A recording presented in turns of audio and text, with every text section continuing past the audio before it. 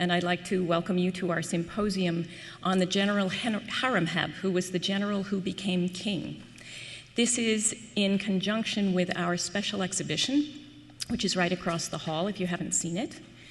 The exhibition was organized by Dorothea Arnold, the head of our department, and the purpose of the exhibition was partly to focus on one of our great works of art, this scribe statue of Haremhab, where he is shown in the seated position of a man who knows how to read and write, a scribe. We know first about Haremhab when he is the commander-in-chief of the army of Tutankhamun. And today I'm going to give you a very brief introduction. For any of you who don't know about the history of Egypt, I seem to see mostly Egyptologists and others in the audience at the moment, but I will go through this in any case.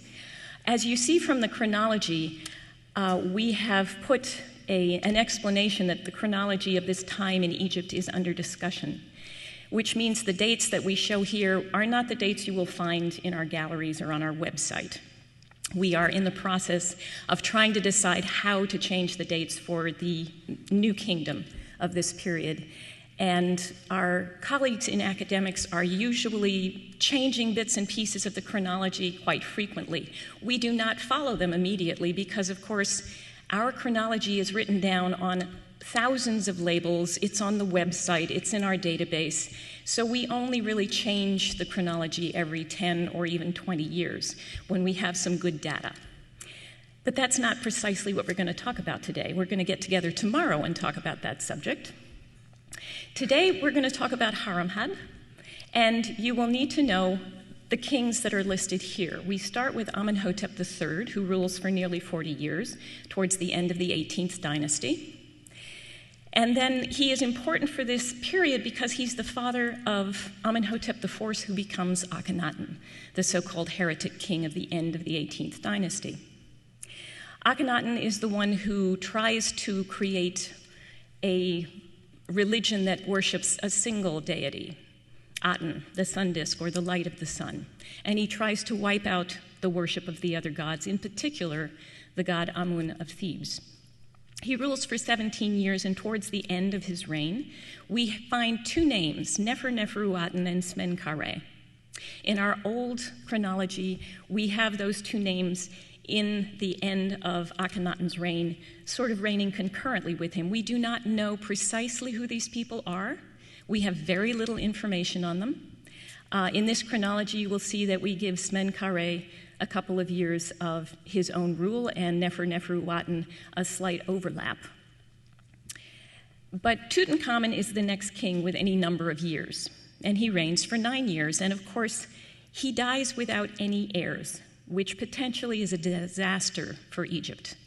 At the end of dynasties, when there is no good heir to the throne that can keep Egypt united, it often falls into its two geographical sections, the Delta and the Nile Valley, and this can be a time of real problems for Egypt and lowered prosperity and even real chaos. So the Egyptians really want a king that can keep Egypt united. In the case of Tutankhamun, he is succeeded by a man named Aya, who is not a member of the royal family. He has served under both Akhenaten and Tutankhamun, so he is an elder statesman. And his wife, Tia, has a title royal of the nurse of Nefertiti, which means she's the wet nurse of Nefertiti, the wife of Akhenaten. This gives her a particularly close connection to the royal family. And in the 18th dynasty, royal nurses and their families tend to have very close ties to the Egyptian royal family. So this may be one, it's certainly not the principal, but it may be one of the reasons why Aya becomes the successor of Tutankhamun. He only rules for 4 years or 3 years. He also has no heirs. And so Haremhab, who is the chief of the army under Tutankhamun, and also one of the diplomats who is sent on diplomatic missions by the king, becomes the king of Egypt. He probably, because of his great prominence under the reign of Tutankhamun, he probably gained all of his experience under the reign of Akhenaten, but we can't absolutely trace him in that time. We really only know him from the time of Tutankhamun. But as you can see, he portrays himself as a scribe, which means he is a man who knows how to read and write, or at least he's portraying himself in this way, which means he has the skills to become a great king. He has the military skills and he has the administrative skills. Unfortunately, even Haremhab, who is middle-aged when he comes to the throne, does not have an heir. And so he seems at the end of his life to appoint, to choose a man who is his vizier, Paramses. Paramses becomes Ramses I. He also seems to have been a colleague of Haremhab when he was himself in the army. So Ramses himself has these skills to become a king, but he has something more important. He has a son who is already an adult. This is Seti, who becomes Seti I. And Seti already has a son who becomes Ramses II. So we have a ready-made dynasty here, which is a very important thing for Egypt.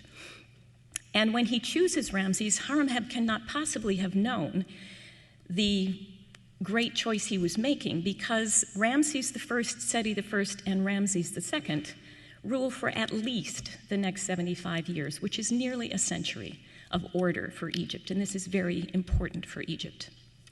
I find it very interesting that Haremhab, who we put at the end of the 18th dynasty, begins his career under Tutankhamun, who is, of course, in modern times, one of the most recognizable names of a king.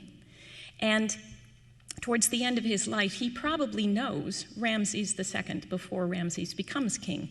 So this one man knew two of the kings who to us are the best known of Egyptian history, Tutankhamun and Ramses the Great. As you can see, Haremhab is a transitional king. He's not related to the Thutmosid kings of the 18th dynasty. He is also not related by blood, as far as we know, to the Ramesside kings of the 19th. Conventionally, we usually place him at the end of the 18th dynasty. But in fact, we could as easily place him at the beginning of the 19th dynasty. In fact, I personally often think of him as the first king of the 19th dynasty. My specialty happens to be architecture of the royal tombs in the Valley of the Kings. And to me, Haremhab's royal tomb is the first Ramesside tomb. It is the first tomb that has essentially a straight axis, unlike the 18th dynasty tombs, all of which, if they are completed, have either a curved axis or a right-angle turn in the axis. And more importantly, he's the first king who puts the Book of Gates, one of the great underworld books, into his tomb. This is never used in the 18th dynasty. It becomes one of the principal texts that is used in 19th dynasty kings' tombs. Well, today, our speakers are going to give you an introduction to the time of Haremhab and to the man himself. We are going to have 3 lectures this morning. We will probably not have time for questions.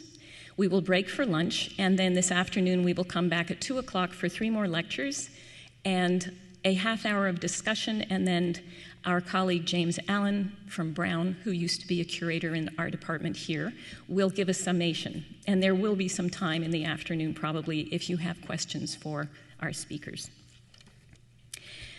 Also, tomorrow afternoon at 6 o'clock, we have a lecture by Jeffrey Martin, who will be speaking about his work in the tomb of Tutankhamun, or the tomb of Haremhab in the Valley of the Kings.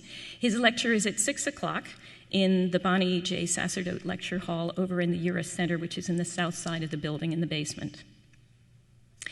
Our first speaker today, and I'm going to introduce each of the speakers very briefly because I want to give them as much time to speak as they have. Our first speaker today is Jacobus van Dijk, who is Associate Professor of Egyptology at the University of Groningen in the Netherlands. His specialty is New Kingdom history and epigraphy, and he has recently written some very important articles on chronology and specifically on Haremhab and the number of years he probably reigned. He was here, I think it was in February, to be our speaker for the Wilkinson Lectures when he presented another lecture on the time of Haremhab. And today he's going to talk to us about the pre-royal career of Haremhab, How and When the General Became King. So please welcome Professor Jacobus van Dijk.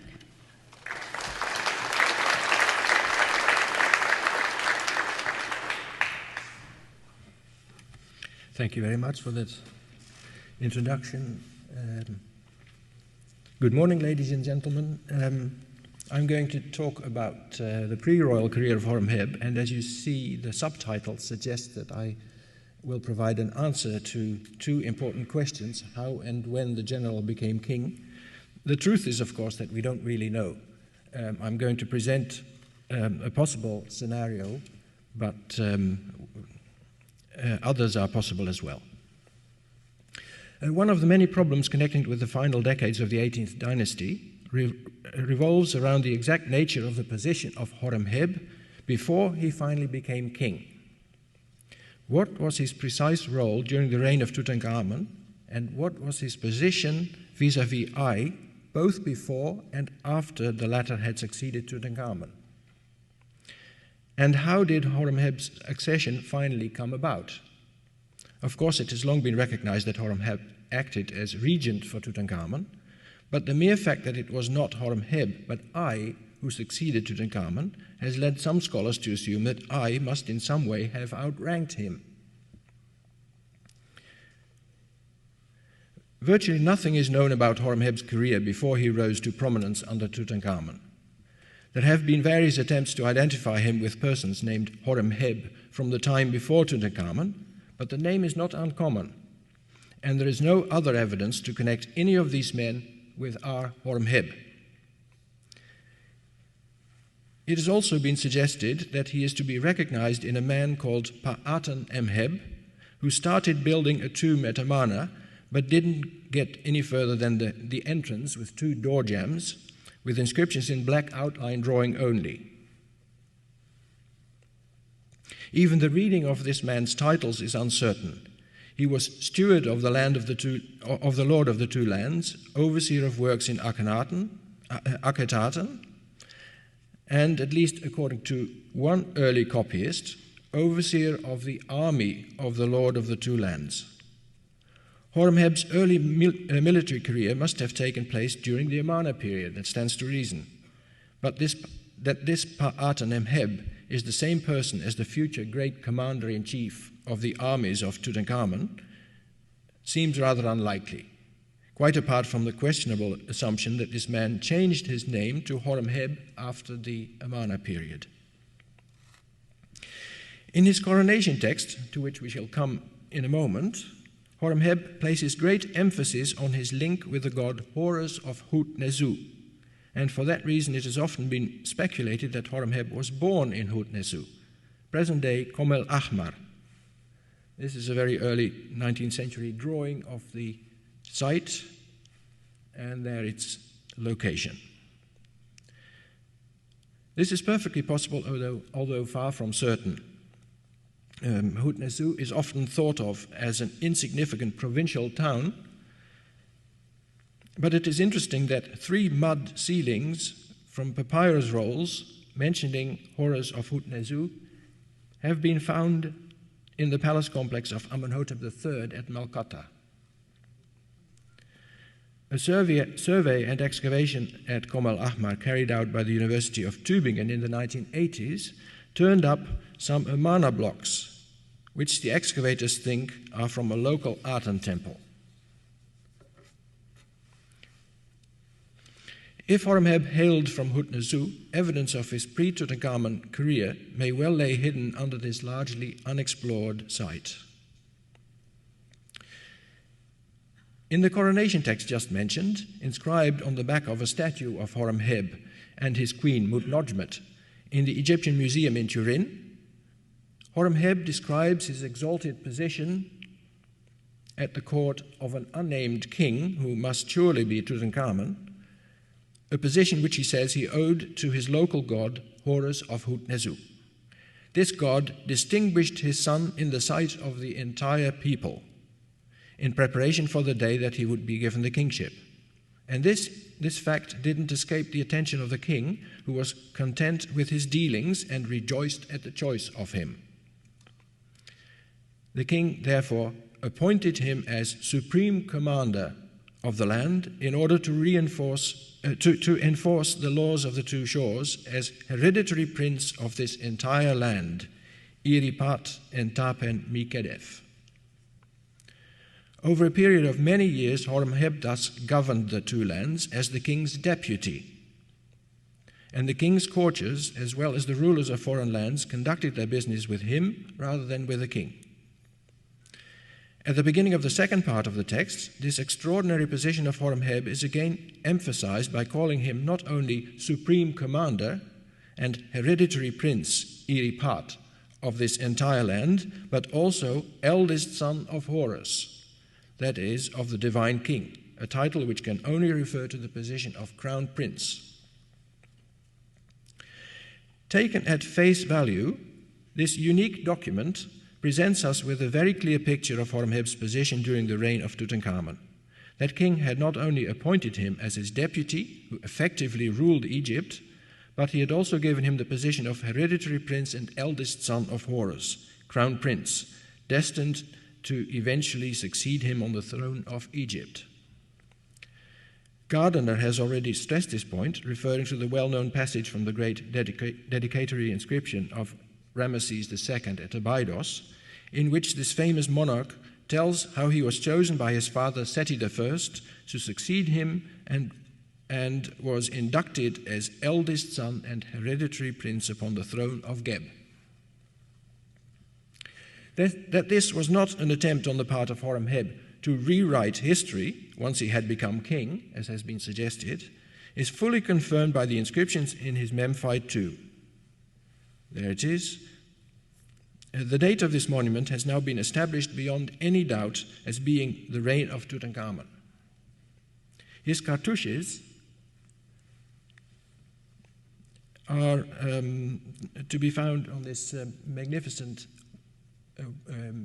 scene on the south wall of the inner courtyard of the temple, of the tomb.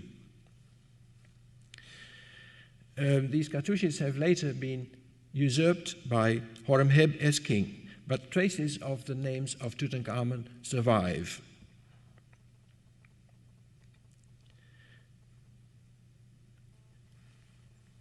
There it is. The subject of this scene is Haremhab being decorated with the famous gold of honor, and the royal couple depicted in this scene, and in an adjacent scene which shows Haremhab acting as an intermediary. I think I skipped one. There it is, yeah.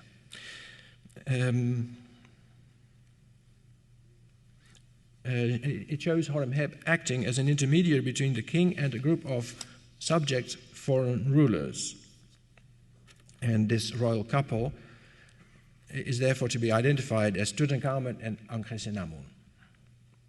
This makes it very unlikely from the start that any titles and honors claimed by Haremhab in the inscriptions in the tomb should be fictitious. Virtually all of the titles mentioned in the coronation text are also found in the tomb. Most famously, his appointment as hereditary prince, Iripat, of the entire land, which Haremhab claims he received in the coronation text, is fully confirmed by the inscriptions in the tomb. The Iripat title on its own, that is, here it is, of course, not as part of a standard series of titles like Iripat, Hatia, Sejauti, Biti, Semerwati, etc., is very frequent in the tomb. Here you can see these asterisks mark the inscriptions in which this title occurs. And the title often stands alone. Helk and Gardner have amply demonstrated that the title Iripat, when it stands alone, contains the notions of what they call ancient descent and lawful inheritance, and it is virtually synonymous with our crown prince. This was clearly Haremhab's foremost title, and several inscriptions in the tomb and elsewhere,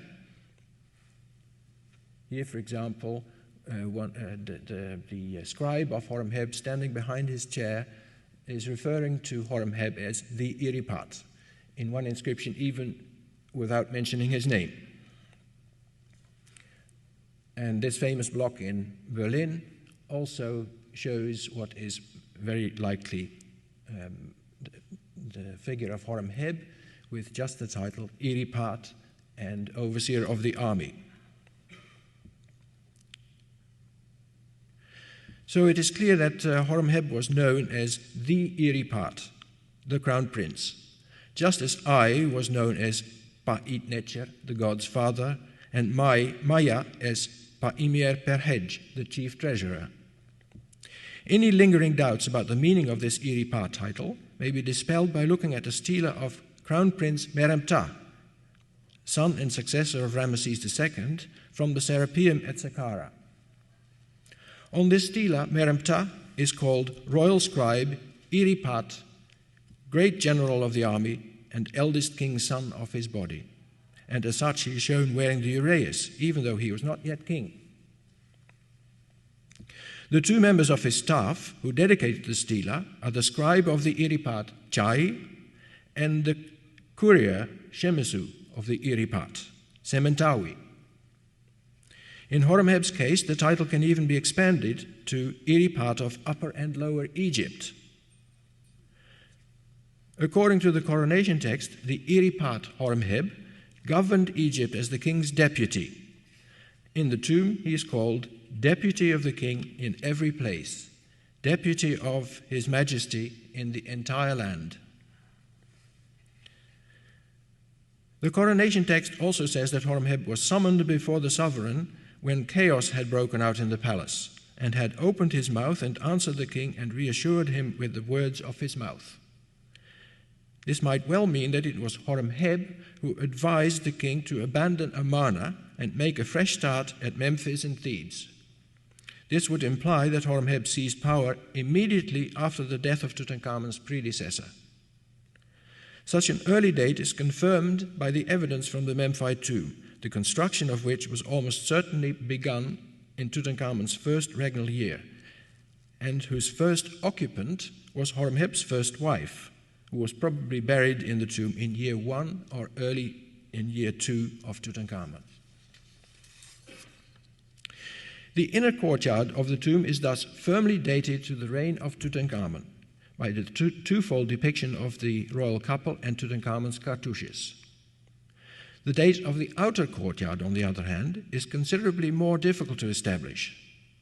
The present court is the result of a change of plan, in which an original forecourt with undecorated mud brick walls was extended to a peristyle courtyard with limestone revetment and paving, 24 columns, and a massive pylon faced with limestone blocks. The relief decoration in the outer courtyard was never finished. Obviously, the work on the tomb was abandoned at some stage. Unfortunately, no cartouches have survived in the preserved parts of the outer courtyard, which could help us determine when this happened. But there is some circumstantial evidence that this extension was carried out, or if it had been begun earlier, continued during the reign of Ai, suggesting that the work was abandoned when Haremhab became king. It is likely that during Ai's reign, Haremhab was no longer Iripat and deputy of the king, and it is significant that the inscribed panels on the columns in the outer courtyard no longer mention these titles. One of the surviving relief blocks from the outer courtyard may actually depict Ai, although his name has not survived. The block shows two main figures, one of whom is depicted on a much larger scale than the other. Here's the magnificent drawing by Geoffrey Martin of the same scene. The smaller man on the left is shown being awarded the Gold of Honor by the man on the right. Above the scene are the tantalizing ends of 7 columns of text, but as with so many isolated blocks, the most important part of this text, including the names of the persons involved, was inscribed on the missing block which was once positioned above it. one would obviously expect the larger figure to be the king, who is shown rewarding high officials with the gold of honor in all known parallels of the scene. But here, the dress worn by the larger figure bears no royal characteristics. Two possible solutions have been suggested. Either the large figure is that of I before he became king, rewarding Haremhab with the gold of honor, or it is that of Haremhab himself in his function of deputy of the king. The smaller figure would then be a high-ranking contemporary of Haremhab in the army or civil administration. Because the direction of the hieroglyphs in the inscription agrees with that of the larger figure, and the titles mentioned are used elsewhere in the tomb of Haremhab, it has been assumed that the larger figure must be Haremhab. The smaller figure might then be Haremhab's subordinate, Paramesu, who, after Haremhab had become king, was appointed Iripat, and who eventually succeeded him as Ramesses I. To me, however, this interpretation is unlikely. First of all, there is the total lack of parallels, despite the considerable number of gold of honor scenes in tombs at Thebes and Amarna and elsewhere, including the scene in the inner courtyard of the tomb of Haremhab itself. In all of these scenes, it is the king who rewards his servant with the gold of honor, not a private individual. And what's more, it is in the recipient's tomb that this scene is always depicted. There are no examples in which the tomb owner is the one who awards the gold of honor rather than receiving it. And it is therefore a priori more likely that the recipient in the scene in the outer courtyard is Haremhab himself, not some other official. It is certainly true that the text inscribed above the scene agrees in direction with the larger figure, and that the titles mentioned in the first column of this text are those of Haremhab, but this can be explained by comparing it with the scene in the Amarna tomb of Mary Ray. Here the tomb owner receives the gold of honor from Akhenaten. The text inscribed in front of the figure of the king records his speech. What is spoken by the king of Upper and Lower Egypt: "Let the overseer of the treasury reward the high priest of the Aten in Aten, Mary Ray, put gold around his neck, on his back, and on his feet, because of his obedience to the instructions of Pharaoh." Now, if we reverse the scene in Mary Ray, and we pretend for a moment that it is not a complete wall scene, but just a block, like the one in Haremhab, the parallels become even more obvious. The titles of Mary Ray happen to be inscribed at the end of the first column. But because they form part of the speech of the king, they agree in direction with the king's figure, not with that of the much smaller figure of Mary Ray. The same almost certainly applies to the scene on the block of Haremhab, and the position of the titles of Haremhab mentioned on it therefore don't necessarily mean that the larger figure must be him rather than the king. In fact, the way the large figure stretches out his right arm and his open palm towards the recipient of the honors confirms that he is indeed addressing him. I therefore propose to identify the larger figure as that of the king.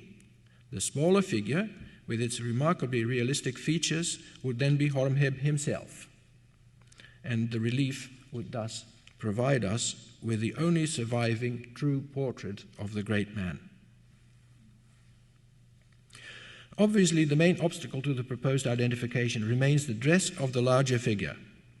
If this figure is not Haremhab, and isn't a proper king either, then he can be nobody else but I.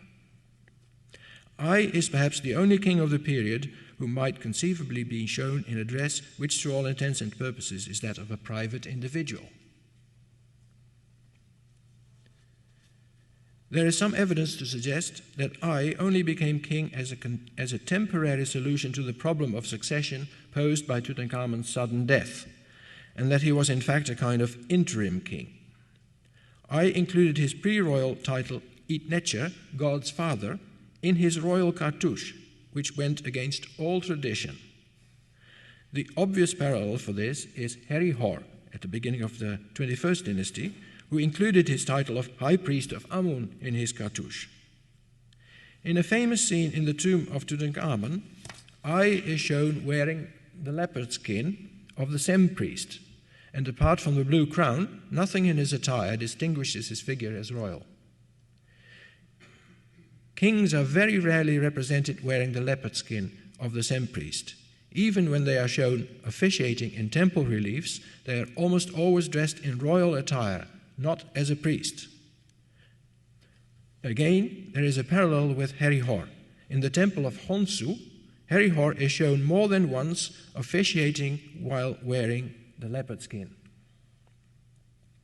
In fact, the only reward scene in which the gold of honor is handed out by a quasi-royal figure rather than the king himself is the very last example of such a scene, in the late 20th dynasty tomb of Amenemopet, where the owner is awarded the gold of honor by the high priest of Amun, almost certainly Herihor. Unfortunately, this scene is known only from a very early drawing from Rossellini, and its reliability, as far as the inscriptions are concerned, have been questioned. But anyway, it's most likely to be Herihor. As with Herihor, these and other anomalies point to the abnormal status of Ai's kingship, and such a status could easily be reflected in the scene in Horemheb's outer courtyard as well.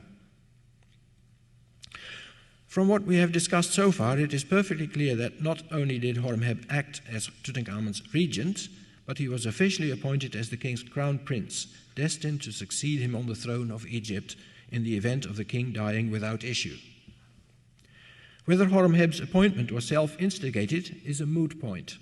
Even if it was, and considering Tutankhamun's tender age at his accession, it is hard to escape such a conclusion, it would still be recorded in official inscriptions as the king's personal decision. Tutankhamun, or Tutankhaten as he was then still known, was the only surviving male member of the royal family. Clearly, no older member of the family could act as regent, as had been the case with kings in the past, who had come to the throne very young. This itself raises a serious objection against the assumption that Ai outranked Horemheb, for example, because of his supposed blood links with the royal family.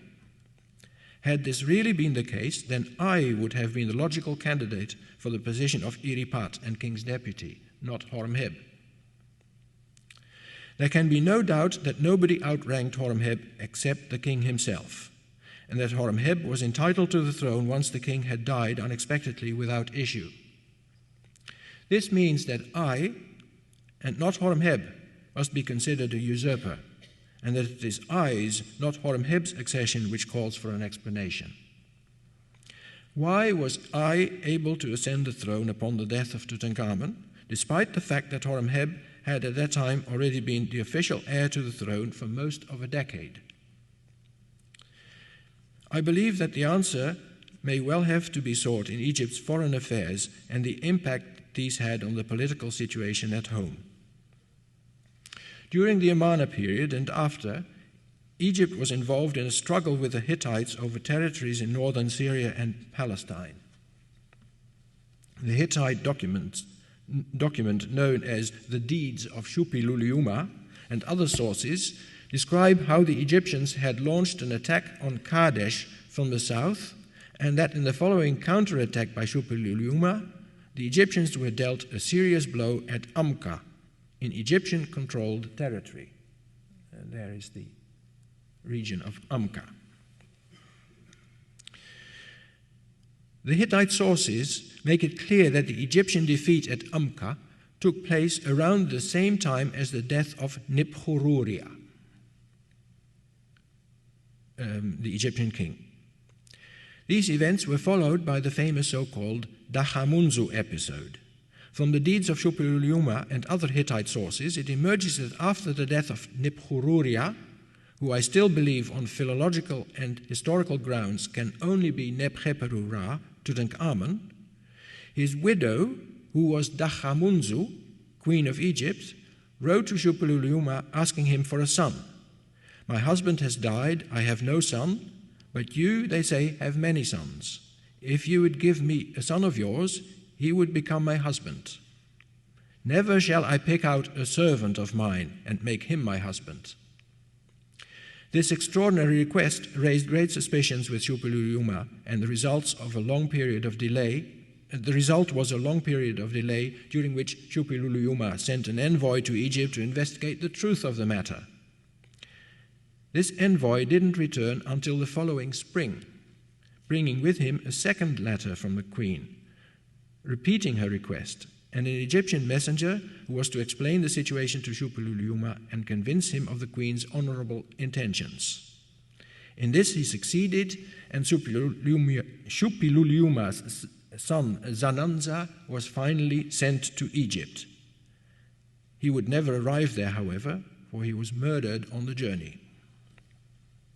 If Haremhab was Tutankhamun's heir designate, and there can be little doubt that he was, Ankhesenamun's action becomes even more remarkable. At the death of Tutankhamun, Haremhab was fully entitled to become the next king of Egypt.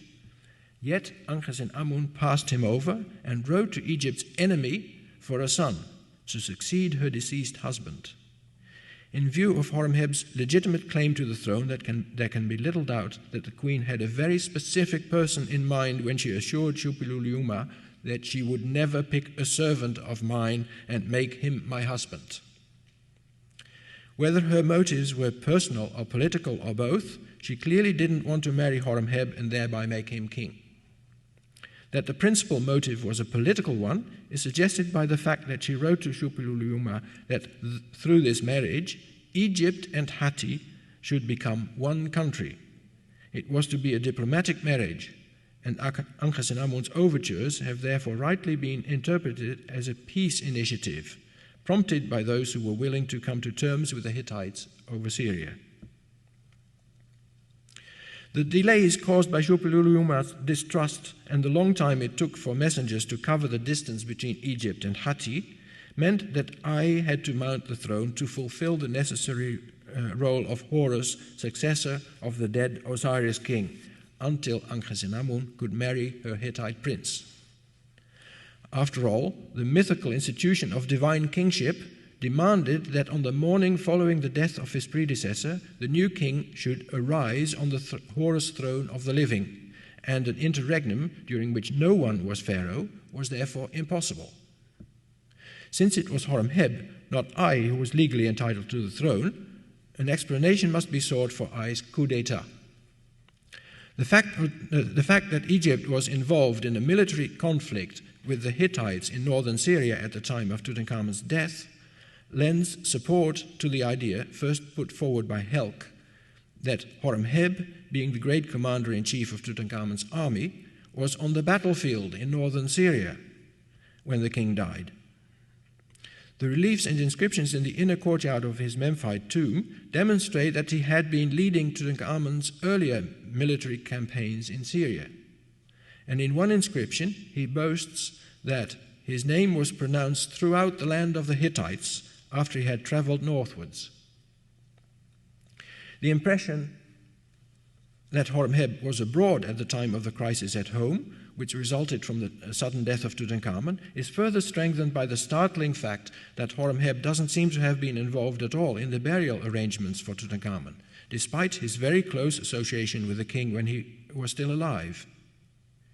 Even a relatively obscure person like Nacht Min, a relative of Ai, and it should be noted a subordinate of Haremhab in the army, was allowed to donate a set of shaptis to the dead king, as did Haremhab's close colleague Maya. It is sometimes suggested that the man shown closest to the bier in the funeral procession of Tutankhamun, in the paintings in the burial chamber, represents Haremhab, but there is no real evidence for that. It is hard to imagine that Ankhesenamun could have got away with her actions had Haremhab been in residence at the time of Tutankhamun's death. If, however, he was in northern Syria when the king died, the queen and the peace faction at court who supported her had the perfect opportunity to take action behind his back. Haremhab, being the great commander of Egypt's army and moreover engaged in a military conflict with the Hittites at the very moment the queen rode to Egypt's enemy, was probably not among the peace faction and must have considered Ankhesenamun's initiative as a stab in the back. News of Tutankhamun's sudden and unexpected demise must have reached Haremhab at around the same time as the queen's first letter reached Shupilululiuma, who was also in northern Syria at the time, preparing his assault on Carchemish. The 70-day period between death and burial should have been sufficient for Haremhab to travel back to Egypt and take matters in hand. Whether he did so or not, we don't know. But even if he did, it was probably too late when he arrived home, for I had forestalled his actions by mounting the throne. I seem to have misplaced it. I'm sorry, I seem to be missing a page.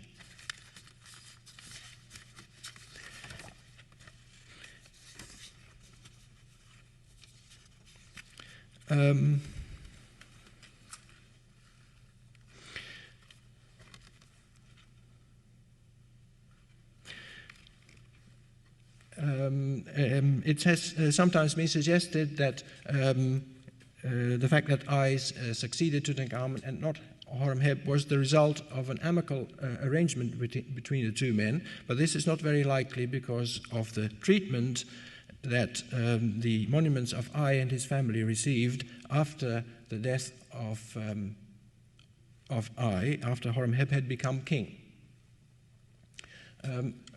First of all, there is still this ring I wanted to briefly discuss. It's a ring in the Museum of Berlin which has the cartouches of Ankhesenamun and I together, and it has often been suggested that this documents a marriage between the two. But this is not very likely because that would also run completely counter to the letter of the queen to the king of the Hittites, that she didn't want to marry a servant of hers.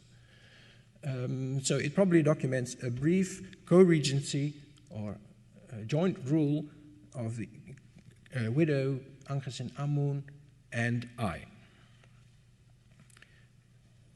After the death of I and after the accession of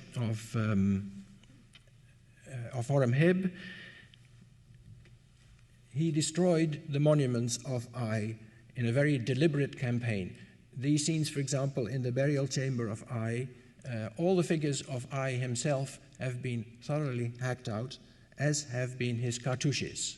All the figures of the gods and goddesses are still intact. Even the royal Ka was left untouched, but I himself was completely removed. Even in that long text, you see that all the cartouches of I have been hacked out and not been replaced by someone else's cartouches, like Haremhab himself, for example.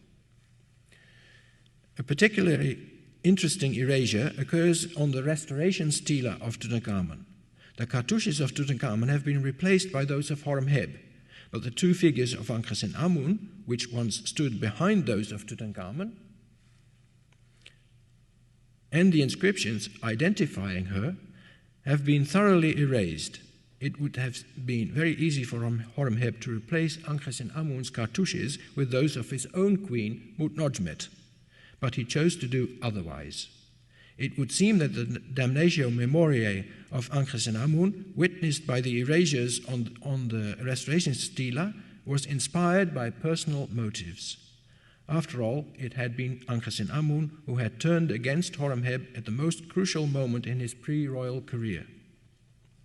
Thus, Haremhab finally ascended the throne for which he had been destined some 13 years before.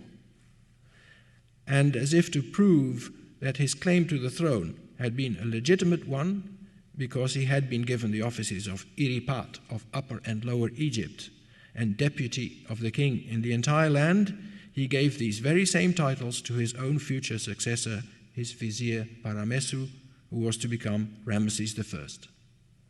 Thank you very much.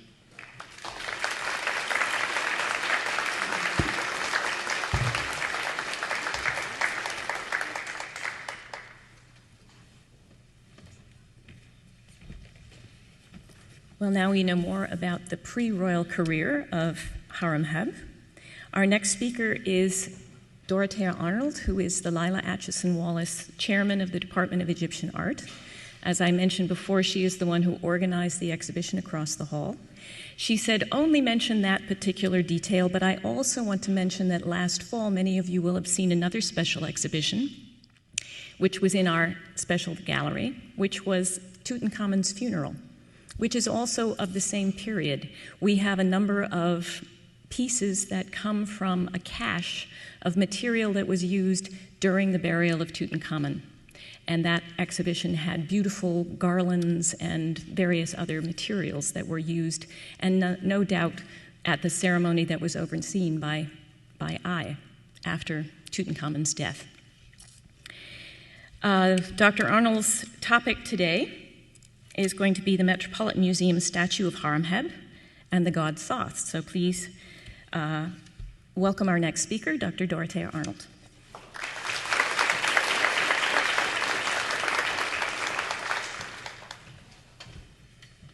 Thank you, and hello to this interesting symposium.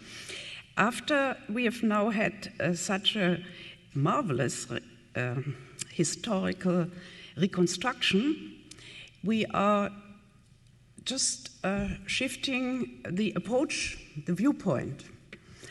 And by looking more with the eyes of, may I say, an art historian on the statue, and see what that statue tells us about maybe also the man and the understanding as a commissioner of that masterpiece.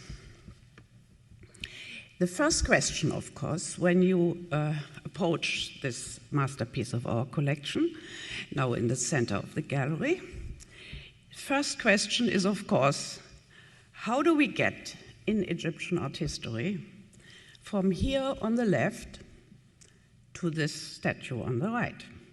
On the left is, of course, the famous Louvre scribe, the scribe statue of ancient Egypt in the Louvre, Dynasty 4, 1,200 years older than this.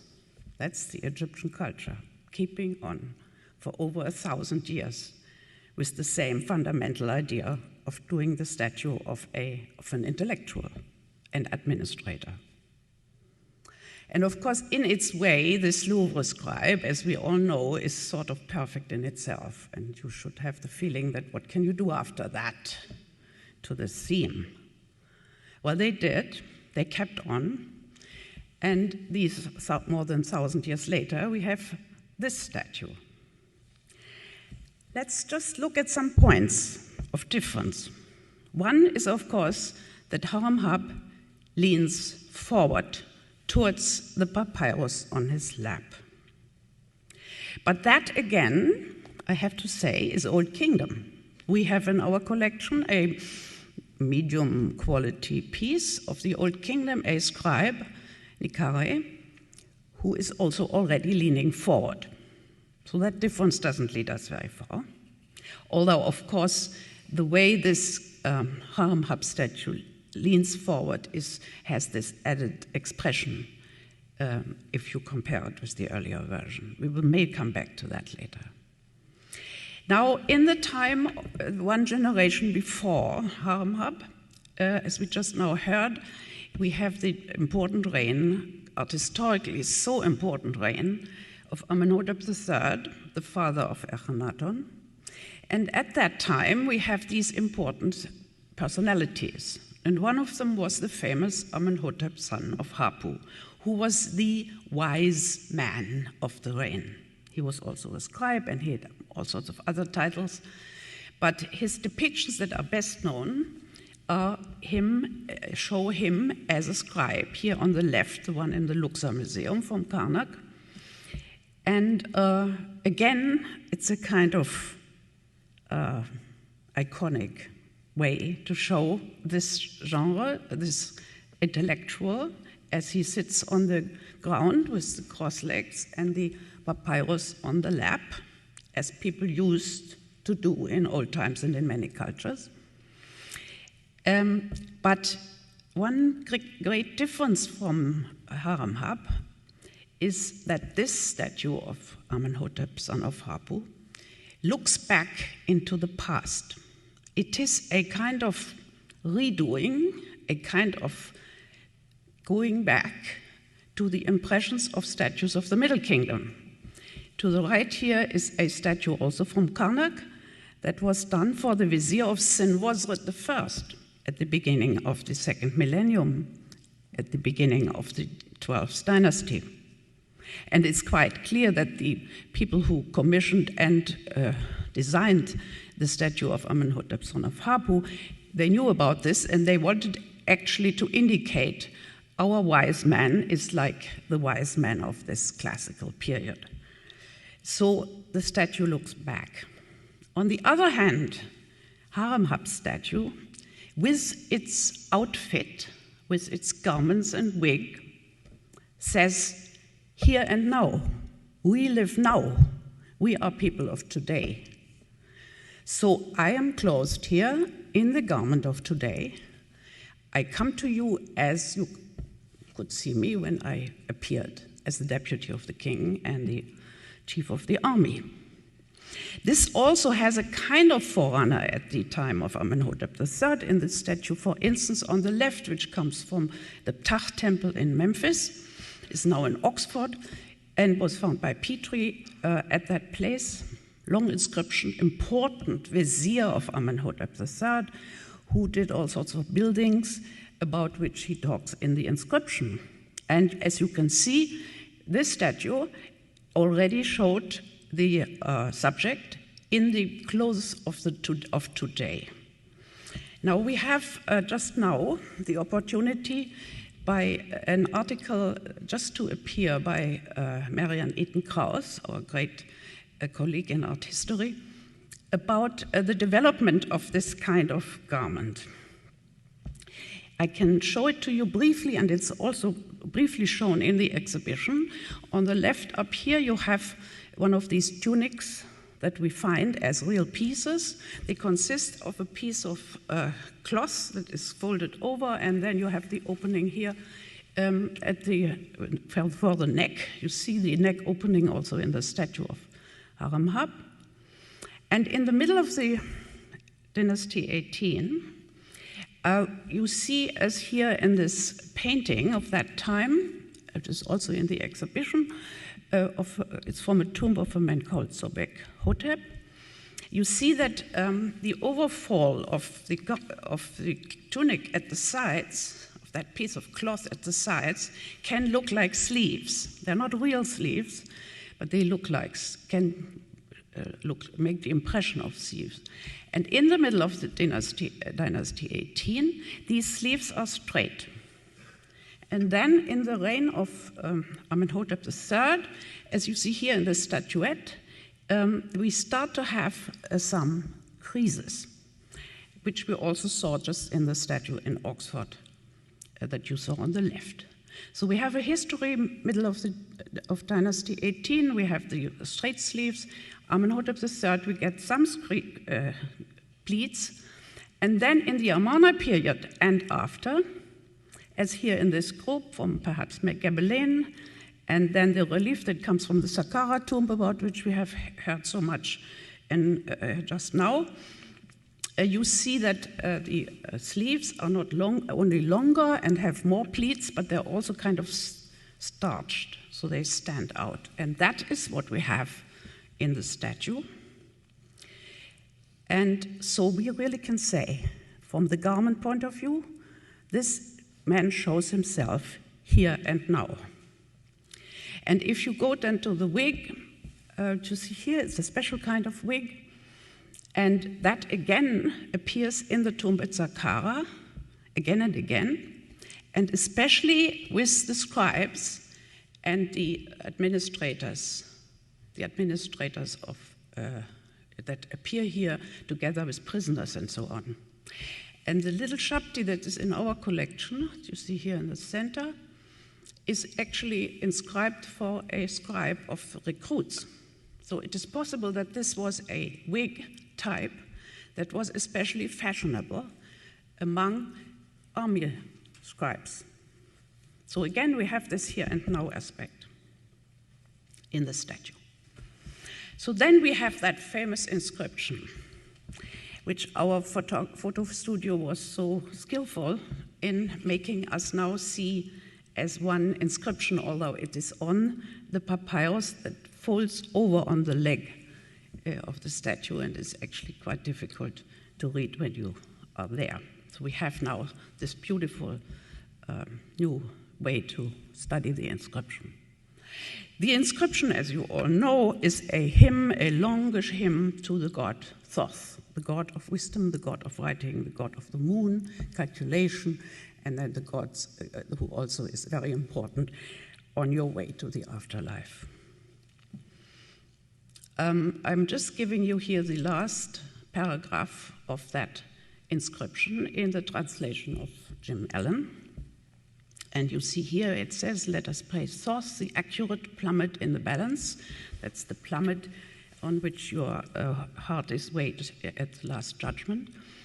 "Who rejects disorder and accepts the one who is not inclined to transgression. The vizier who judges affairs, who resolves conflicts peacefully." The whole hymn text is so structured that it shows that Thoth is the vizier of this supreme solar god Re.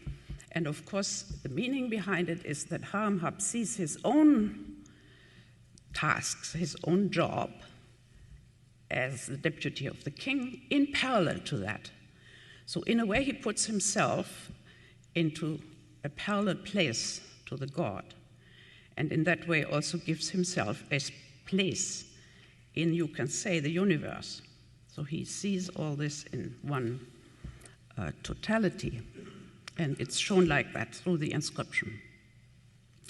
Now, if we go on from this duality in this statue, we see a man of here and now, and we have this kind of hinting, rather impressive hint through the text, that there is a close relationship here to Thoth. What comes up immediately to us, knowing Egyptian pieces, and must have come up to the knowledgeable people of the time, and so to the commissioner and the designer of the statue, was a type of small statuettes in groups that were quite numerous in the time, again, from the middle of Dynasty 18 to the Amarna period. Some, as we will hear in a minute, are even found at Amarna. So one of these small groups from the Louvre, we're happy to have as a loan, so it's also in the exhibition. It's a beautiful piece. It shows, of course, the scribe in the same attitude, and then it shows the baboon of Thoth, one of the animals in which the god is shown, on a shrine, seated side by side. It's one of the very few examples where a god and a non-royal mortal are shown so close together. In a way, you can do like that, and you can say, here is the scribe, and with the hymn, here is the Thoth. And one has the true feeling that that was known, as I say, to the commissioner and the knowledgeable who saw the statue. So let us go a bit. I was immediately very taken by these little groups when we thought about all that. And I have to say, what I'm mentioning here in remarks really is the outcome of discussions I've had with the colleagues, especially Marsha Hill, while we did the exhibition and while it was now on. This is the great thing of doing these small exhibitions of your own collection, that you can really concentrate on trying to understand better one of the masterpieces. And one is so grateful for that. So here you see 4 of these little groups that are completely preserved. We have the group you just saw now, made for a man called Neb Merutef in the Louvre, and the one in alabaster here is for the same man, also in the Louvre. We have another group in Berlin here, and we have a group on the left The right one is the Berlin one, and the group on the left, which is no inscription, which is in Cairo, or I must say was in Cairo because it's among the stolen objects, recently disappeared objects, which comes from Amarna. And then beside that, there are preserved a number of just described figures, but come clearly also from groups like that. For instance, the left one, very left one, which is in our collection, if you turn it around, it has a hole drilled, and that hole was meant to have a peg, and with the peg, the figure set on that base. And the same is true for the other two. The center one is again in Berlin, and the right one here is in Detroit. These two have the one leg slightly up, but also a papyrus on the lap, even in this oblique position, and that is like we have it in the second piece in the Louvre group. So all this is a very small, kind of closely related group of high-quality objects.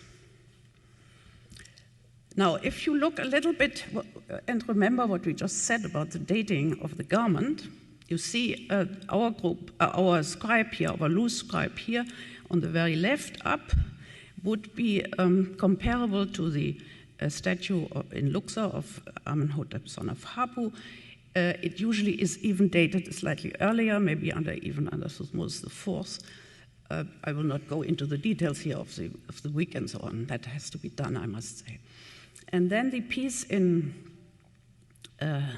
this is the piece from Detroit, would have the same kind of initial starting pleats like the statue in Oxford from the time of Amenhotep III, and we do not really have one of them exactly like the garment from the time of Amarna and after, which lets you pause whether what about the dates? We will come back later because, as I told you, there are two of these groups found in Amarna. So a second point to make on these groups is their size. As you can see here, the group we have from the Louvre in the exhibition is about 7 inches, something over 7 inches high. So it's about this one. Now, what about small pieces like that? There's a very interesting and moving example from a find of the early 18th dynasty made by the combined excavations, pre-Tutankhamun excavations of Lord Carnarvon and Howard Carter. And you see this specific find group here on the left in that large photo. There is the outfit of a scribe. We have, I should really try to use this here. So we have here a scribe palette, we have something for the ink, we have the reeds to write, we have the folder for the reeds. So all this fits as the outfit of a scribe. And here is the little baboon figure, which apparently was found, they say, in a basket. So I'm not sure, is this the basket, or it must have maybe a larger basket. It was found together with all this, wrapped up in a little piece of cloth. So clearly it was treasured and it was part of the scribal outfit. A very intimate relationship between here a simple scribe, pretty simple scribe, and the god Thoth in his figure as a baboon. And this reminds one, of course, small, figures like that, maybe 2 inches.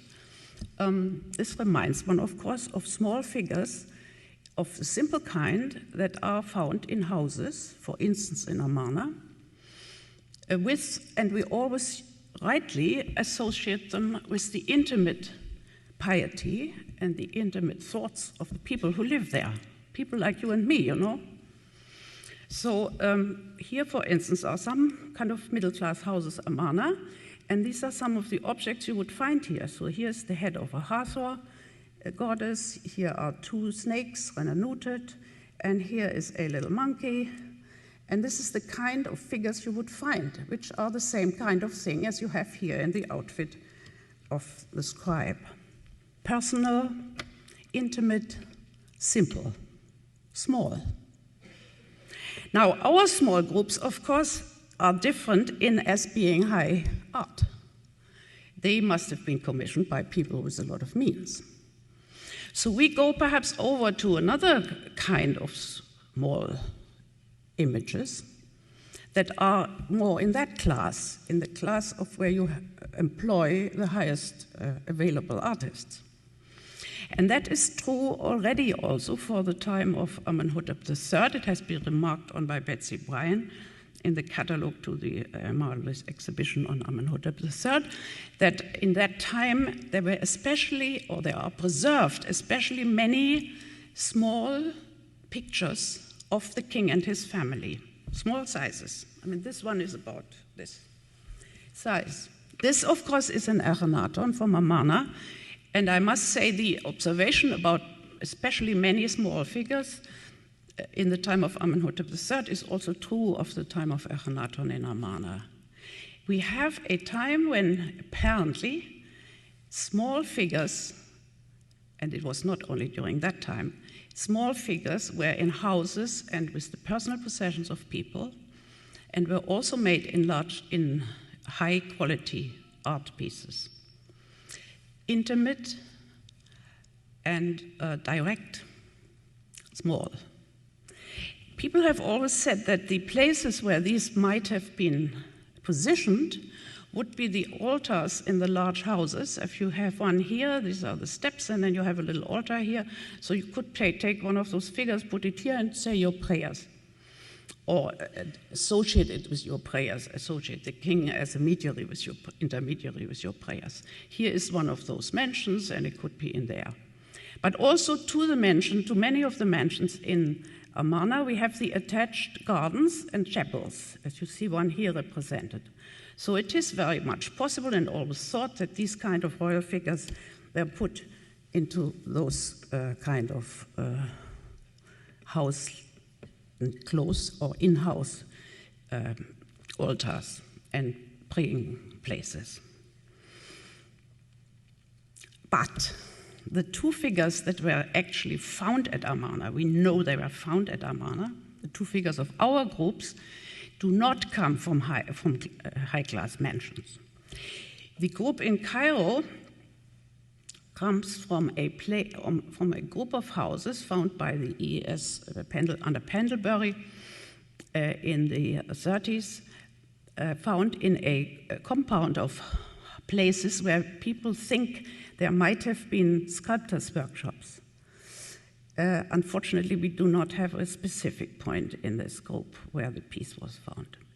And this little figure, now in Berlin, was found actually in this, what really looks like a house, maybe of one of the sculptors, and there, even below part of a wall, as if it was a foundation deposit, or it was there earlier.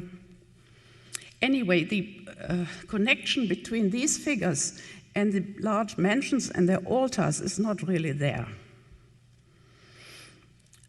I would therefore go further on and remind you that at Amarna we have also what is usually called private chapels. Some of them are clustered here around a corner of the workman's village. They have been studied, of course, by Barry Kemp, and we also owe to him this exact drawing of what he found in this kind of microarchaeology where he is so great. And what he gave us was a view on these main shrines here, direct what he saw.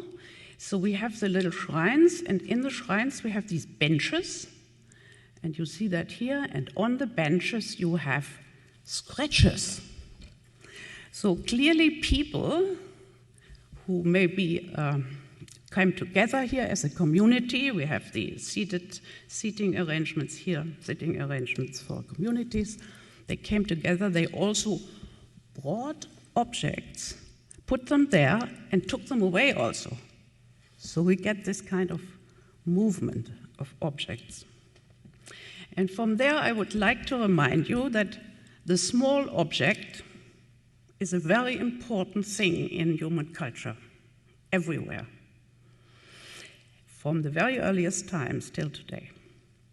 because you can have it in your hand. Here you see the two gloved hands of Diana Patch carrying one of our pre-dynastic little female figures. And you can see how well the figure fits into the hand. And what is happening here, of course, is that you take an object and you do something with it. The anthropologists have found a marvelous expression for that. They call it material vehicle, because what you can do is, as a human being, you can take the small objects and express something that is beyond you. You can make a communication to the beyond, be it divine or be it dead, the world of the dead.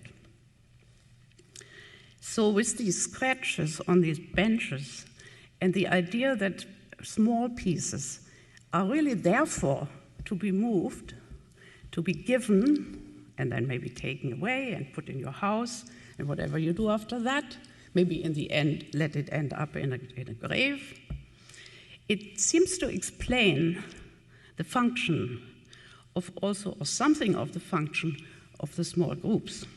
So we have intimacy, we have a willingness to do something with it in a pious way and to get from your own material world somewhere else by giving and taking. Now, there is another point to these groups, which I have come up very much in a discussion between me and Marsha Hill, is the fact that most of them, except for one, and I don't want to go into that detail now, but most of them show the god and the man in a rectangular position. So you have the god like that, and you have the man like that. It has been said that this is because he has his ear here, so to speak, to the god. So he writes what the god tells him into his ear. But I think if we put this into an art historical, we look at it in an art historical way, we have to remember that in ancient Egypt, there is one kind of representation that is always at right angles, and that is the representation of the parent and the child. For instance, in Brooklyn, the queen and her son, the king, queen regent. And later you have it very often with the tutor or the nurse and the child. So you have that relationship that you have between parent, teacher, and son or daughter, descendant. And there we, of course, remember that in the scribe world, it was so important who was your teacher. The teacher saw himself, we know that from many texts, saw himself as the father of his student, of the next scribe. You have this idea that the scribal knowledge comes down from generation to generation. So I have a feeling that that kind of thing, that kind of aspect would be there too for the ones who were knowledgeable in how Egyptian art expressed, what Egyptian art expressed with its structures and images. And of course, then we also remember that in the Amarna chapels, one has often talked about ancestor worship. That in these chapels, what was went on was perhaps in part, or mainly, a kind of ancestor worship, worship of the dead, with whom we want to make a connection for the community. So maybe this explains why at least those two pieces that come from Amarna, surely, maybe some of the others too, were perhaps, I think, made earlier than Amarna. In other words, they were taken to Amarna for a certain purpose. Maybe by scribes who wanted to take their teacher, the god, with them. So all this, when you look at the statue, somehow this reverberates in the back, I think. And there's something else, I think, that reverberates in looking at these small groups. That is that there is something involved that I call setting.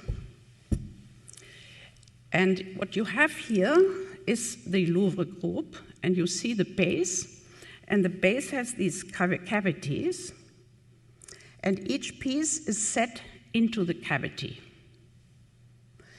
This goes back even to a very much older example, and this is an Old Kingdom piece also in the Louvre, where we have a large plate with an offering formula, and the smaller scribe figure is set in here. You could, of course, say, well, it was easier to make like that. You can always say things like that. Even then, you will ask yourself, of course, why were they able to make this altar piece here, one with the base? Or why then not the others? So then I remember that in the Middle Kingdom, we have also groups that set one piece in another. And this is here, for instance, from Liszt, from a tomb, found at the mouth of a tomb. There is an offering plate here with the usual offerings. And then there is the figure here, not really of a scribe, but in a pretty close way to represent the person. And of course, again, you think about setting. Now it should do it.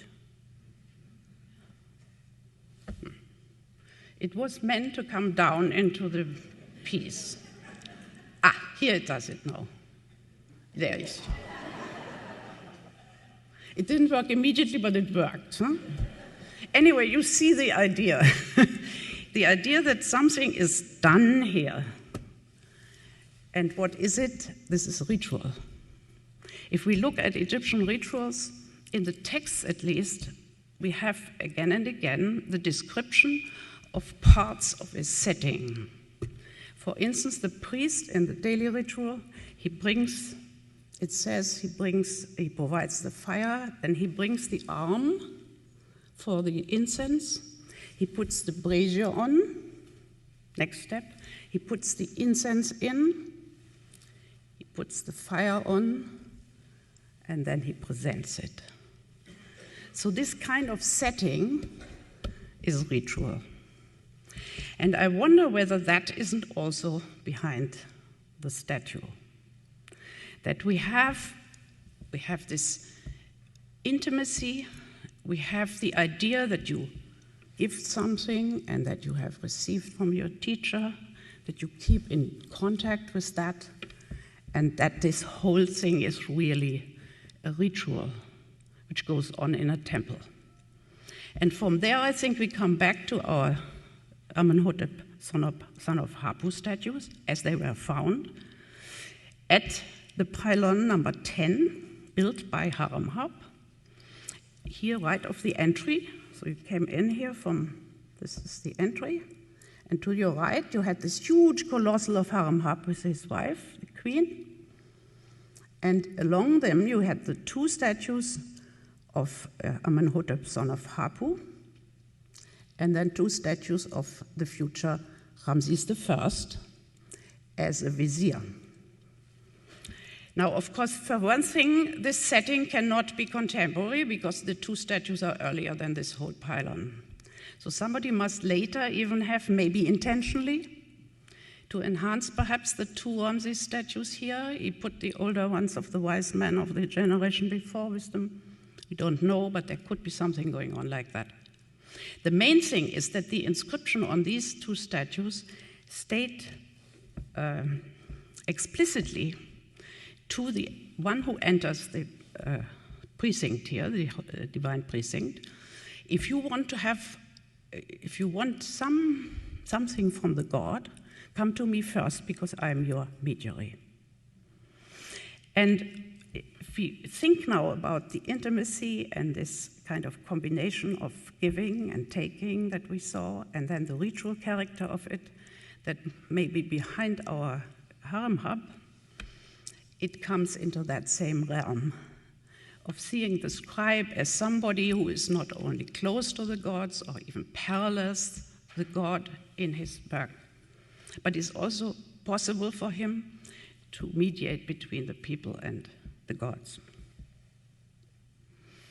Now, the big question here, of course, that we have also discussed is, did Haremhab, if he commissioned it like that, and they put all this thought behind it, did he mean it?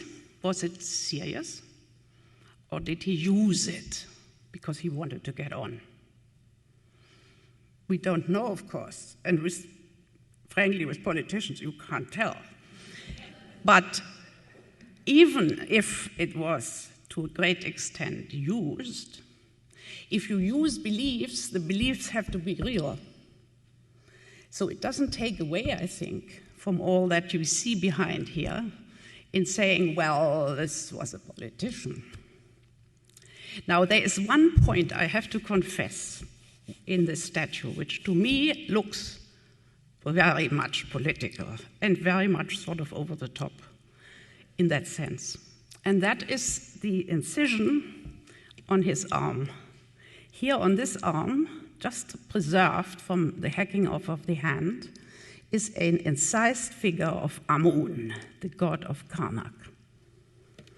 Now, as you know, this was the god that was reinstated under Haremhab.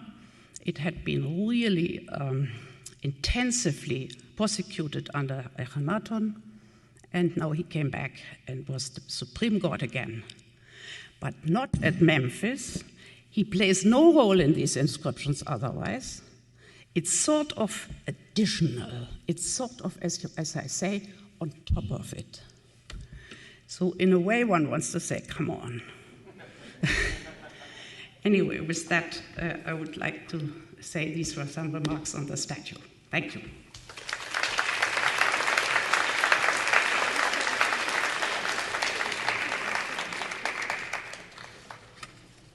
Well, having heard an interpretation of the statue and its meaning, we are now going to go on to our third speaker, who is Orly Goldwasser, who's professor and chair of Egyptology at the Department of Ancient Near Eastern Studies at the Hebrew University in Jerusalem. She's also honorary professor in the University of Göttingen.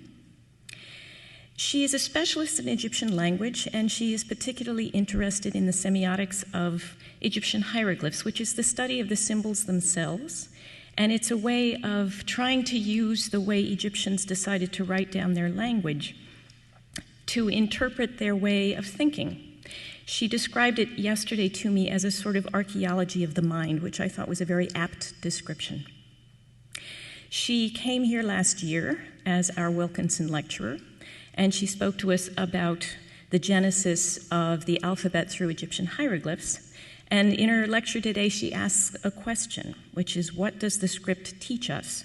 The dream of Haremhab. So please, won't you welcome Professor Orly Goldwasser.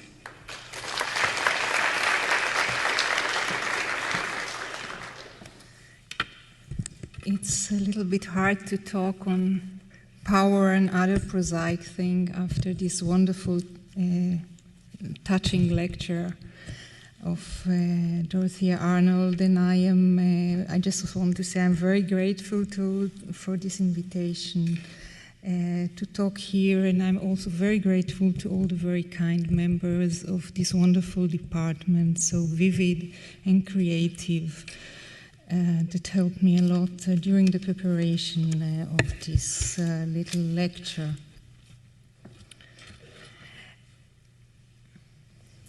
The personal aspirations, feelings, and sorrows of the rulers who forged the history of ancient Egypt are mostly hidden from the sight for the modern spectator.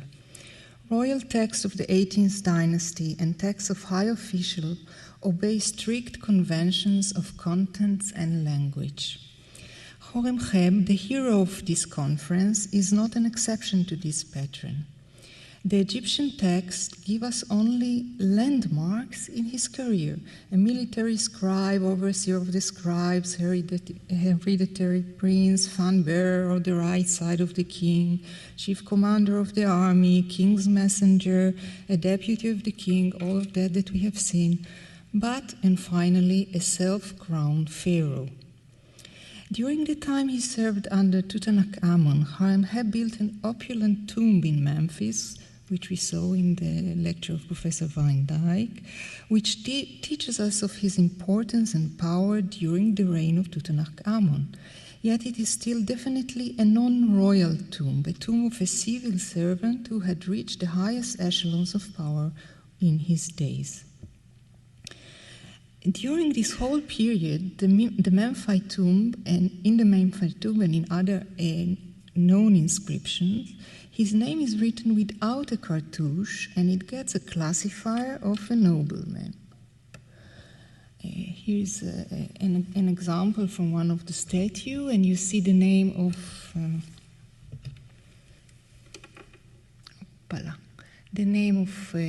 Haremhab written here, and this sign is not to be read. It's only a picture that says to us this is an important man, because you see he sits on a chair. Common people would sit on the ground. We will see this later, and this is called generally in Egyptology a determinative, and I call them classifiers. The Egyptian writing system includes a very sophisticated system of classifiers that are mute, unpronounced hieroglyphs that appear almost after every word in the lexicon, relating the word to a certain category in the ancient Egyptian culture and mind. Tutankhamun died very early. After being enthroned at 9 years old, he died unexpectedly at about 18 years old. Into this power vacuum enters the elderly I, which we heard of this morning, who becomes pharaoh for the next 4 years. When I dies, Haremhab, obviously the most powerful in Egypt, of the most powerful man in Egypt, is still not a pharaoh. But why did Haremhab let I take the throne when he was already, by the death of Tutankhamun, the strong man of Egypt? Was he constrained by his modest origin, or, as it was suggested here before, he was absent at the crucial moment, engaged in a war campaign in Syria? But how did he feel about it? What were his relations with I? Did they strike a deal? When did he really start to toy with the idea that he should be the king? As I said before, Egyptian texts never tell us about feelings or aspirations. Modern historians fill the gaps between the landmark facts with colorful sentences, such as Haremhab was probably very angry and frustrated when I seized the throne after the end. Needless to say, nowhere in the Egyptian sources do we find any information of this sort. Nor do the texts tell us when did Haremhab, a man who for a long time saw himself probably only as a high-ranking official of the king, as we could understand from his long investment in his non-royal tomb at Memphis, when does he start to get the idea that he should be the king? My claim in this lecture is that the choice piece of the exhibition just behind these doors, the statue of Haremhab described,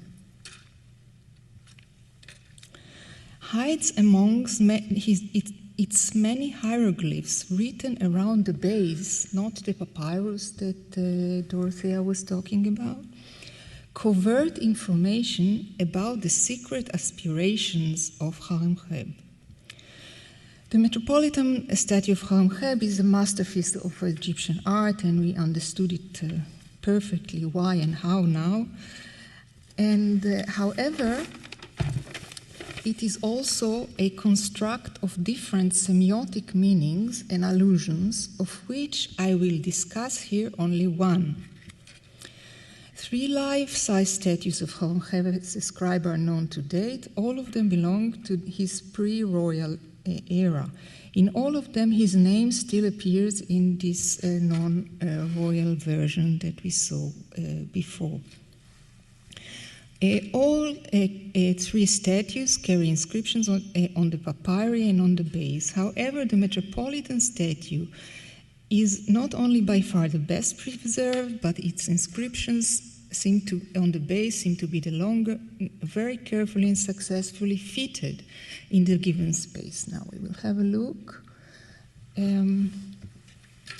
I can not see it very well from this point, but the inscription around the base is very, very sophisticated. It starts in the middle with an ankh and it runs in two directions. It meets at the back of the statue, and the inscriptions comes back again to the second line here, if you see. And if you could see here the two hairs that look at each other, one part of this inscriptions runs to this side again, and the other one to this side. You can see I would like to thank here Gustavo Camps for these fantastic pictures that enable me to talk so nicely about this marvelous sculpture. You see the close-up. I cannot talk about everything here now again. This is an important point just to show how excellently the statue was done. Is here the fact this is the back of the statue, and you see here the name of Haremhab, which you know already by heart probably, meets the two names meet each other from both sides, and they share the Ma'acheu signs here. Again, another corner. You see the little leg that pops out there. Okay, this is already the second statue. This is the Cairo statue. Alas, we don't have good pictures of that. This is the second statue of this type, which is known. It was published by Hari in 1964. And here, from what I could figure out, the name is also on the back.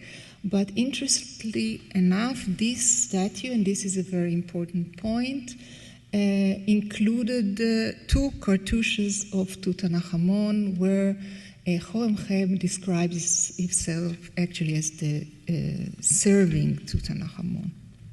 But you see the statue is in very bad shape. There's a third statue, just this, to show you that it's more or less the same arrangement as our statue. This is the third statue already. Very recently published. It's a mistake by me here. It's 2010. It is badly preserved, and its inscription arrangements seem to have been simpler and shorter than the one, or even though very little is preserved, the one on the Metropolitan statue. The name of Haremhab, what is interesting, the name of Haremhab appears on the front part of the statue, based following the tradition of the older models, like here you see, or you don't see, it's again the name of Haremhab with his classifier. But this is Amenophis, son of Hapu, that was introduced to us in the lecture of Dorothea Arnold. And if we make a zoom here, we will see that his name appears in the front.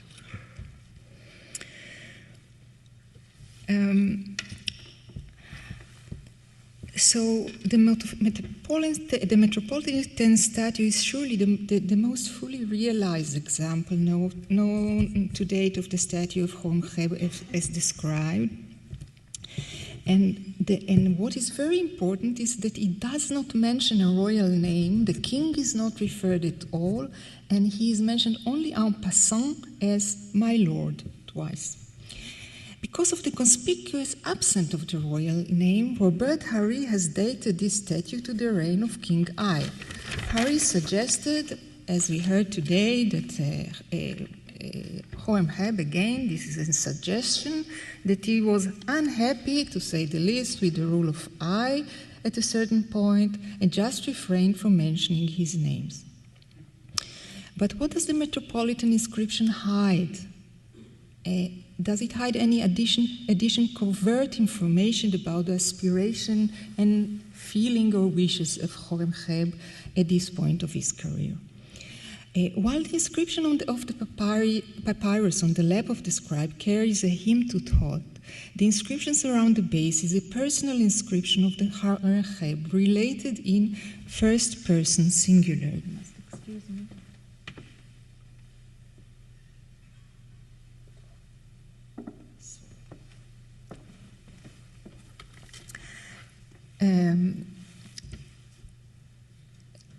It tells us in flowery conventional phrases of the excellent qualities and services of Haremhab and of his hope to be rewarded by the gods in the afterlife for his behavior.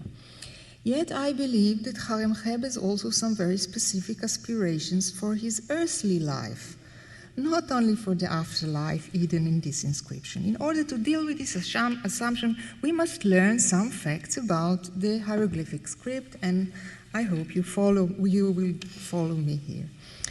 In 97% of the languages, not the scripts of the world, the first person singular pronouns show no gender or status markers. When I say I, when I talk in speech, I'm here, and you can see me, identify my gender, and in many cases also my class.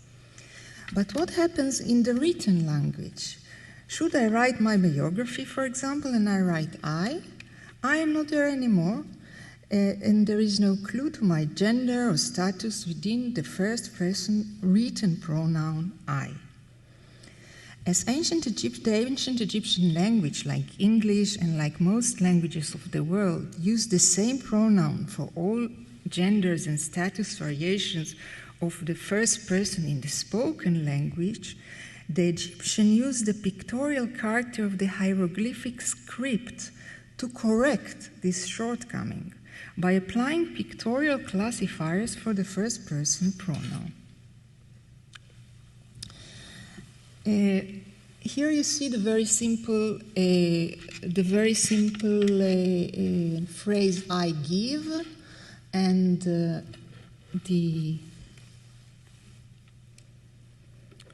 see this hand that holds a bread, probably is the symbol of giving, is the verb to give, and these are actually 6 or 7 options here to write in Egyptian I give by revealing by the classifier the gender of the speaker. It's all I give, but when you read it, you see that this is a simple man, and this is a woman, and this is a god, and this is also a god, another prototypical anthropomorphic god, and this is the king with the rose, and this is the nobleman like Haremhab. And this is a very interesting variation. This is a variation that actually has no classifier. It just writes phonetically the pronunciation of the little phrase "I give." D-E. This is E, the first person in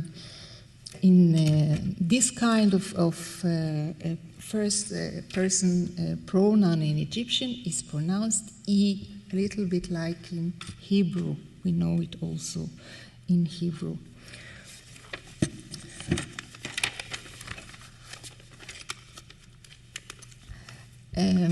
If I write if I take this version, to write this little phrase phonetically, in this case, the hand giving the bread is the writing for give, and the first person pronoun is a read, a phonetic representation of E. You read it E. And then we can read it as a ready E. Here, in this kind of spelling, there is no additional information in the script concerning the speaker's gender or status, man, woman, god, or king. However, in most cases, the Egyptian script, and we shouldn't forget the script alone, gives us this additional information. Instead of writing the read, the script gives us the classifier for first person, which is, of course, mute hieroglyphs, and I said before. It gives us a gender specification. It could be female, divine, or status specification, nobleman or king, just to remind us, the dignitary here and the king. Queen Hatshepsut, an Egyptian royal of the 18th dynasty, who is marvelously represented again in this fantastic collection of the Metropolitan Museum, has severe self-representation problems. Being a female playing a role of a male pharaoh, she constantly struggled with problems of self-representation. The Egyptian statuary and pictorial conventions were a constant challenge for her, male, female, or else. You can check all that later in the collection. The picture classifier system of the script also demanded constant decisions from Hatshepsut. Am I male, female, king, god, goddesses? And there is no real hieroglyph for a queen. In the first-person self-presentation of Hatshepsut in the script, she made some clear choices, and we will have a look on one example. This is a famous inscription of her. So in the first very official part, she does this, which means she writes the first person, you see, with the classifier of the king. She represents herself as a king. Sometimes she also chooses to represent herself with the divine classifier as a god. But if we continue to read the inscription, we see something different, that she uses what I call this non-committal read, the phonetic representation that actually tells us nothing about gender or status, exactly probably for this reason, because she doesn't want to make the choice, what am I, in this case. Another beautiful example from this period is, again, this is from the period of Hatshepsut, from the El-Bahri, as you see, and it is a very touching scene of the cow goddess licking very gently the hand of the queen, and the cow goddess speaks to the queen.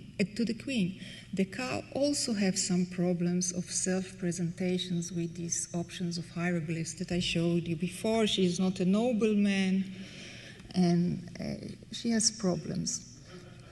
So what she does is this, describe the right for her.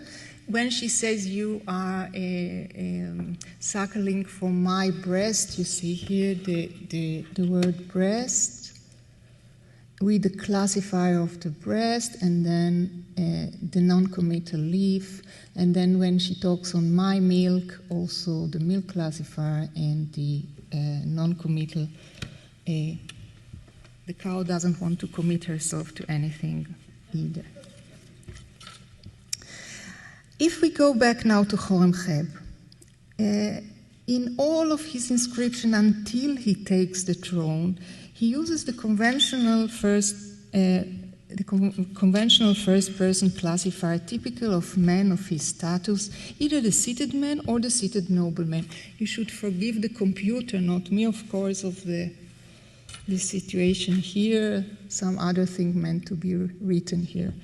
But it's here you see Haremhab would take the male or the dignitary normally to represent himself before he became king.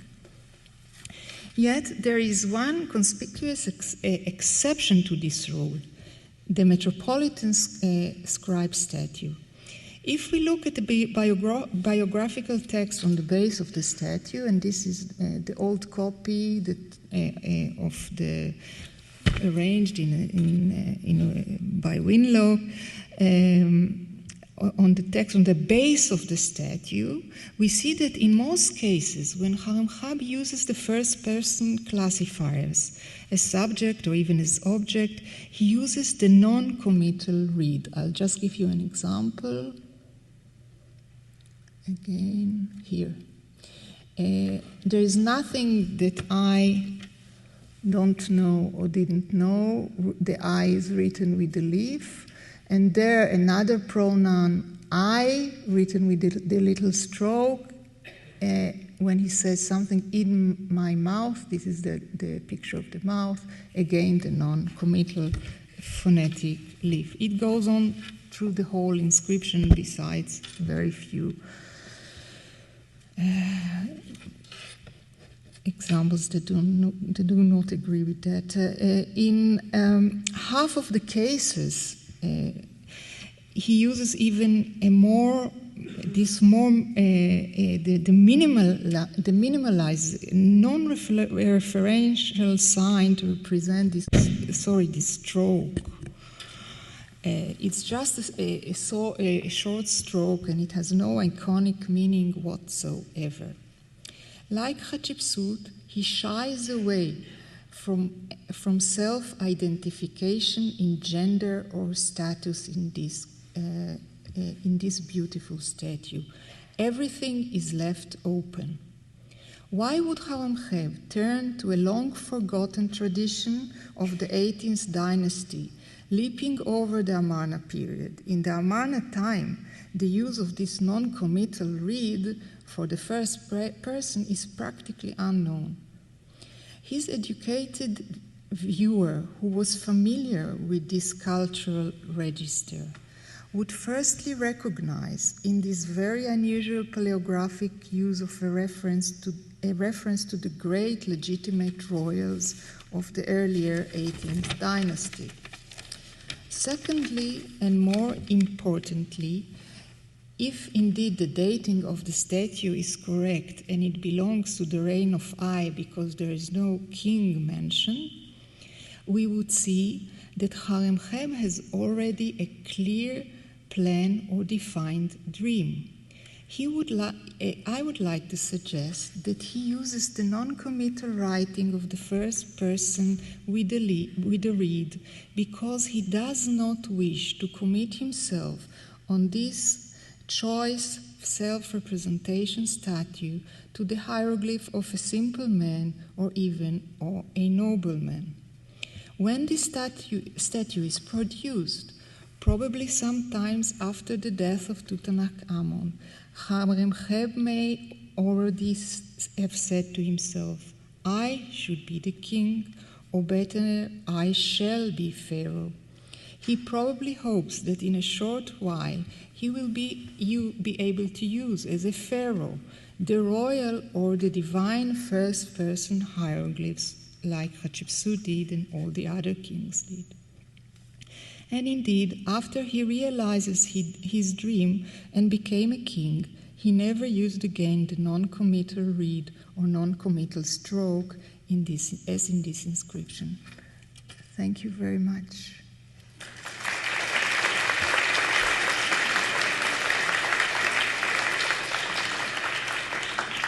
I just want to, it doesn't go on. Oh.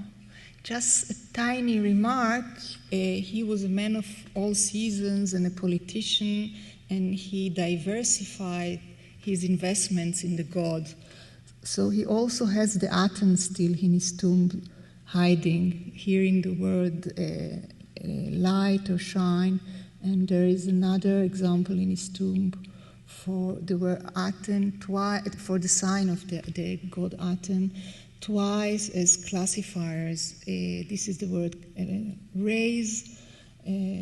Appears twice. This is the forbidden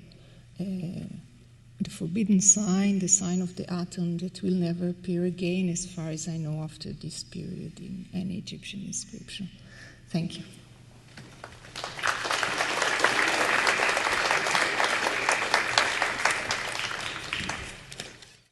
My name's Catherine Rarig. I'm one of the curators in the Department of Egyptian Art here at the Metropolitan Museum. And I'd like to welcome you to the second half of our symposium on the Haremhab, the general who became king. This symposium has been organized in conjunction with our special exhibition, which is across the hall in our special exhibition gallery. And if you haven't seen it, we hope you will. Again, for those of you who weren't here this morning, Haremhab is an important king because he is a transitional character in between two great dynasties of the New Kingdom. He comes at the very end of the 18th dynasty, and he appoints the king who becomes the beginning of the 19th dynasty, Ramses I. And as I mentioned this morning, I find it very interesting that he starts his career as we know him under Tutankhamun, and he appoints the grandfather of Ramses II, or Ramses the Great, and he undoubtedly knew Ramses. So this one man knew both of the kings that are probably the most famous kings to people in modern times. This afternoon we have 3 lectures, and we were scheduled to have a discussion of half an hour, but we've decided to skip the discussion and just go on to the conclusions. And after everything is finished, if any of you have specific questions for any of the speakers, they will be here for a few minutes and you can come down to the front and talk to them. We have to be out of the space by a certain time because there's another program going on. Our first speaker of this afternoon is Martin Raven, who was curator of the Egyptian collection in the National Museum of Antiquities in Leiden in the Netherlands. He is also the director of the excavations that the museum conducts at the site of Saqqara, which is just south of Giza. And he has been, among other things, one of the principal investigators of the tomb of Haremhab before he became king. But the tomb was also worked on after Haremhab became king. His topic for us today is the Memphite tomb of Haremhab, the recent discoveries. So please, won't you welcome Dr. Martin Raven.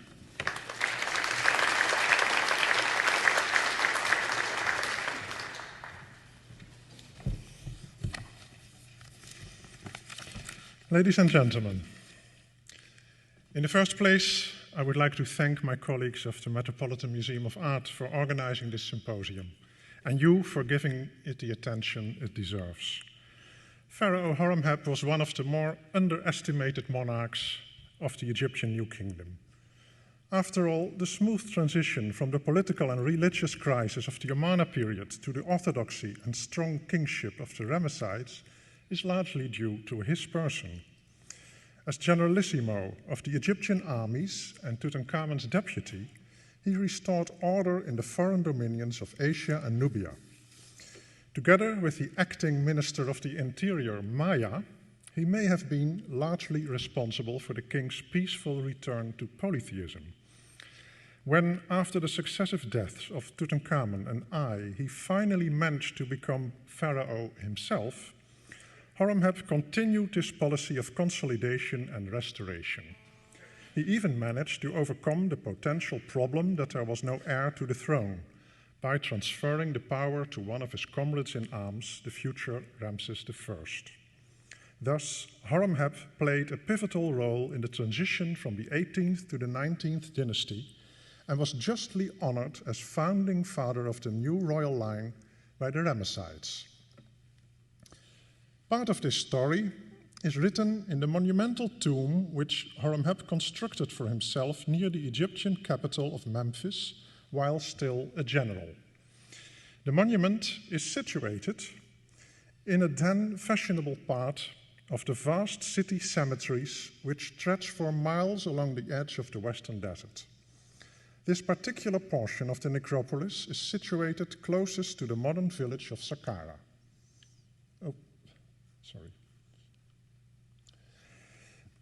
And it was soon covered by the freestanding structures of the private mortuary temples of the highest officials of the empire. Haremhab's tomb was one of them. And like the other structures, it soon became covered by drift sand when the cemetery fell into disuse in the course of the Ramesside period. The New Kingdom cemetery of Saqqara was first discovered by art robbers at the beginning of the 19th century. Hundreds of statues, wall reliefs, and architectural fragments were then removed from the superstructures of the tombs, whereas papyri, items of jewelry, and other funerary gifts were taken from the rock-cut burial chambers, which are generally located under the cult chapels of these tombs.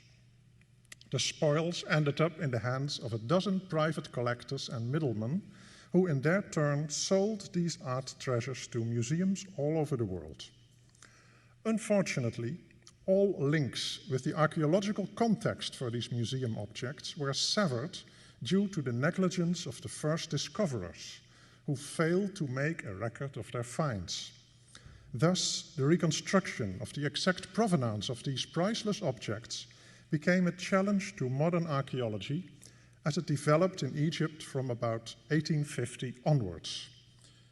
Today, more than 20 expeditions are active in the greater Saqqara area, and inevitably this led to the rediscovery of the New Kingdom Cemetery in 1975. Just, where is the pointer? Sorry. Just here. In that year, a joint mission of the Leiden Museum of Antiquities, the Netherlands, and the Egypt Exploration Society, based in London, directed by Professor Geoffrey Martin, who is present here today, started the search for the tomb of Maya, Tutankhamun's treasurer and minister of the interior. The glorious tomb statues of Maya and his wife Merit have been in the collections of the Leiden Museum ever since 1829. 15 years after their acquisition, in 1843, the German scholar Richard Lepsius still saw the plundered remains of Maya's tomb jutting out of the desert at Saqqara and noted their position on a sketch map of the area before they disappeared again under drift sand. Armed with this map, the Anglo-Dutch expedition started work at Saqqara in January 1975. Within a week, we could broadcast that the long-lost New Kingdom Cemetery of Saqqara had been relocated. The only problem was that the monument found did not belong to Maya, but to his contemporary, the Generalissimo Haremhab. Clearly, Lepsius' map was not very accurate. Under the circumstances, there was no reason to complain. Clearly, Haremhab was even more interesting than his contemporary Maya, because of his later career as a pharaoh. Secondly, the tomb proved to be exceptionally well preserved, both from an architectural point of view as with regard to its wall decorations. The mud brick monument still contains a fair proportion of its original limestone reliefs and inscriptions, which is all the more remarkable because no less than 14 museums in the world can boast that they own parts of these in their collections. One of these is the Leiden Museum, which possesses parts of 2 relief scenes, one showing the general's reward after his victorious return from the battlefield. Sorry, this one. Here you see the reward scene and a detail. The other scene represents a conversation between Haremhab and his master Tutankhamun, whose words are then repeated by an interpreter to the foreign envoys. As the excavations unfolded, the Leiden scenes proved to have been part of the decoration in the tomb's inner courtyard.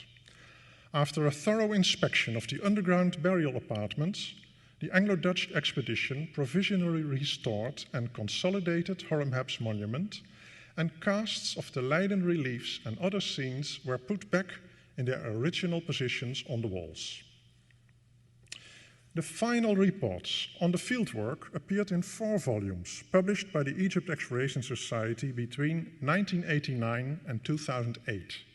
Together, these 4 books cover all aspects of our discoveries, from the architecture and wall decoration to the sculptures and small objects, the pottery, and the skeletal remains.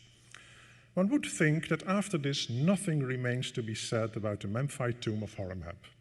However, in the meantime, the excavations at Saqqara have continued with the clearance of other New Kingdom tombs, and I'm happy to say that these include that of Maya, discovered in 1986.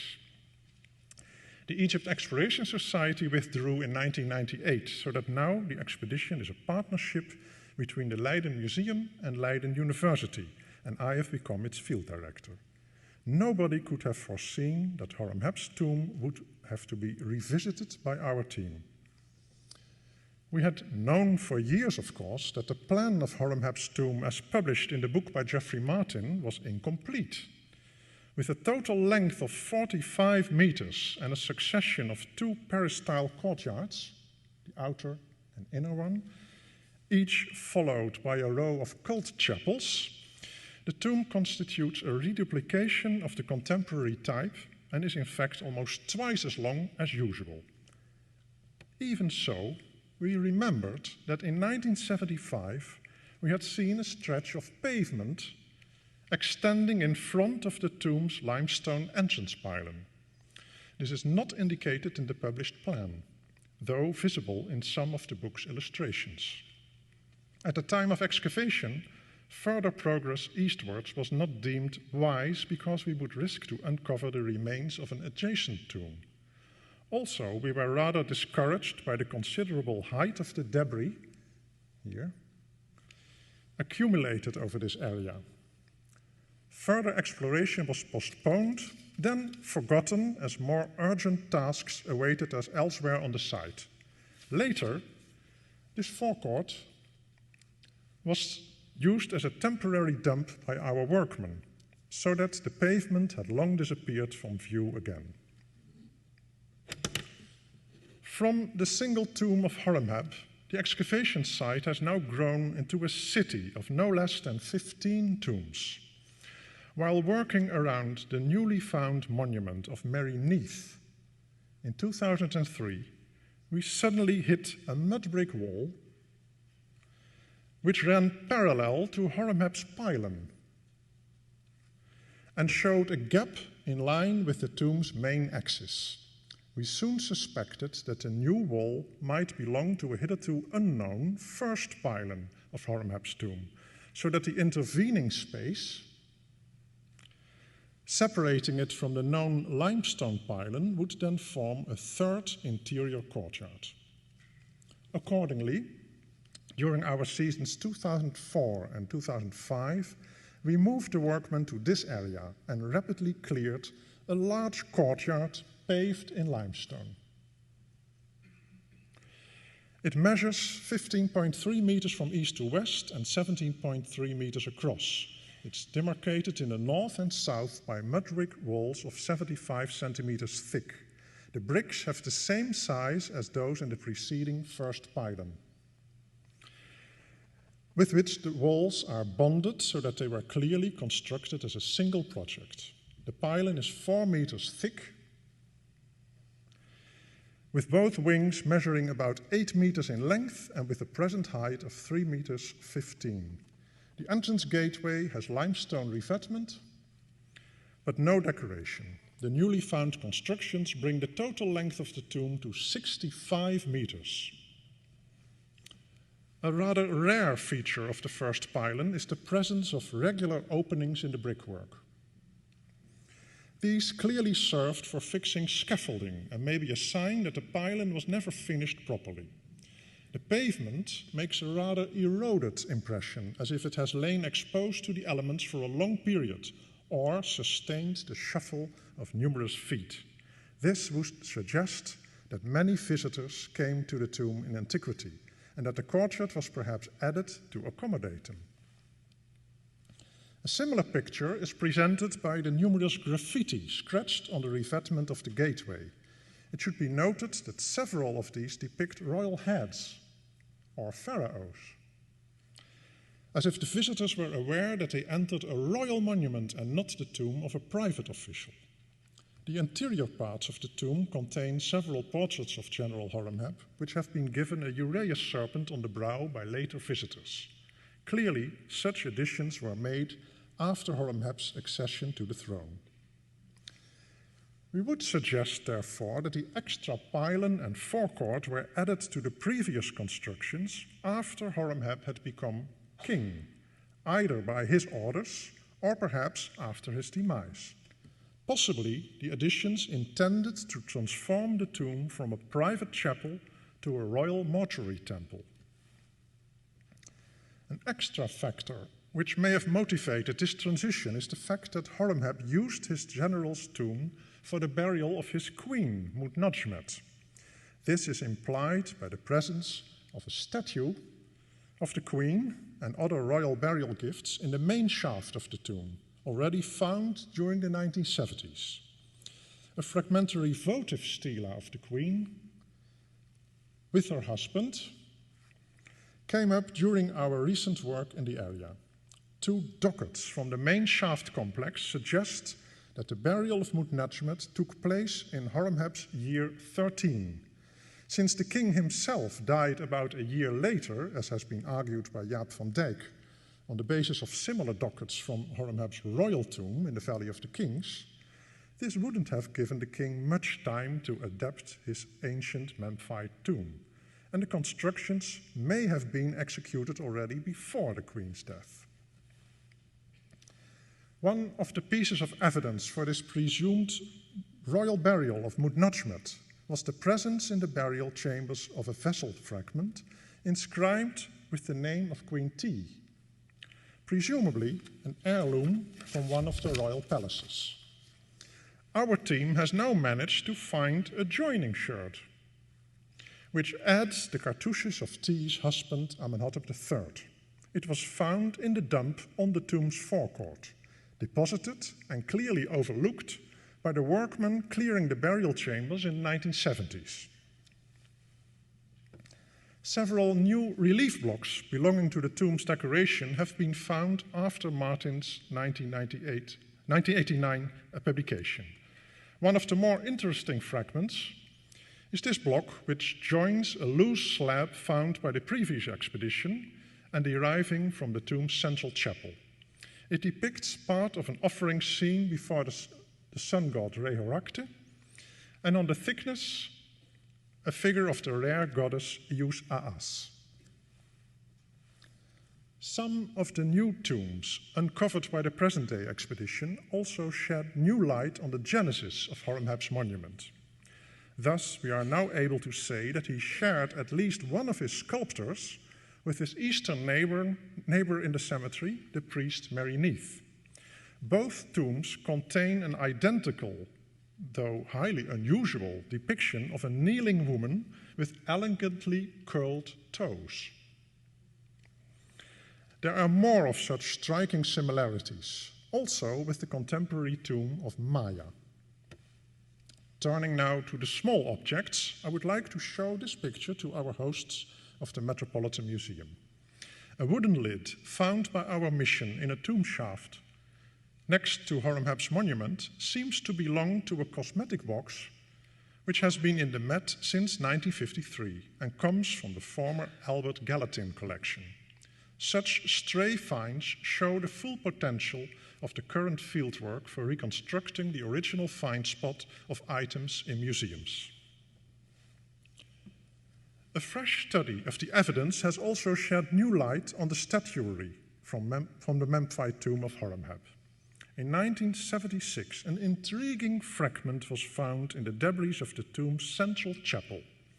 Although it was correctly described in Hans Schneider's catalogue of finds as 3 hands holding each other, with some difficulty you can see that there are 3 hands involved, the full implication of such an unusual composition was not realized. What would the original statue have looked like? And do such statues occur from ancient Egypt? It was my Leiden colleague, Dr. René van Walsum, who found out that there is in fact only one such statue, that of a seated couple in the British Museum. This statue has long been considered as one of the most beautiful sculptures of the Egyptian collection in London. Due to its unfinished state, no inscriptions were added, and the owners have remained anonymous. Typologically, the statue is datable to the very end of Dynasty 18. What is unique, however, is that the husband lays one hand over those of his wife, which lie clasped in her lap. The hands themselves, though, are lost. In order to test Van Walsum's supposition that the Saqqara fragment joins the British Museum statue, we asked and received permission to make a cast of the hands. In 2009, British Museum conservator Mike Nielsen joined our team in Saqqara and made a replica of the fragment. Back in London, he could soon report that the hands make a perfect fit. This means that the British Museum statue can now be regarded as a portrait of Haremhab and his first wife Amenia, and once stood in the Saqqara tomb. For those of you who are not so easily convinced by this hands-on demonstration, there are some more arguments.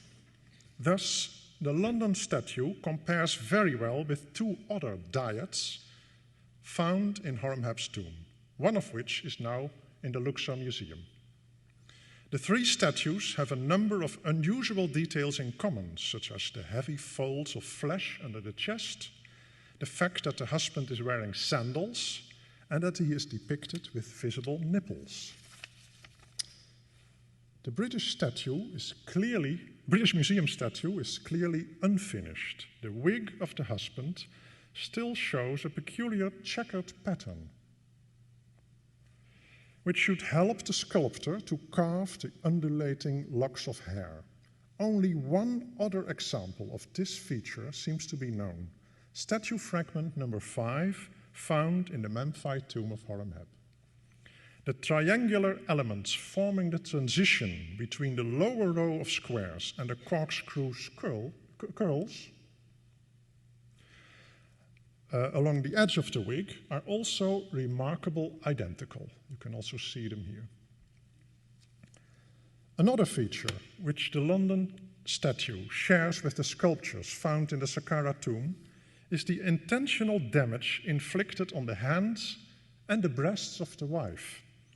We can only speculate who undertook these acts of iconoclasm and when, but clearly Haremhab had enemies.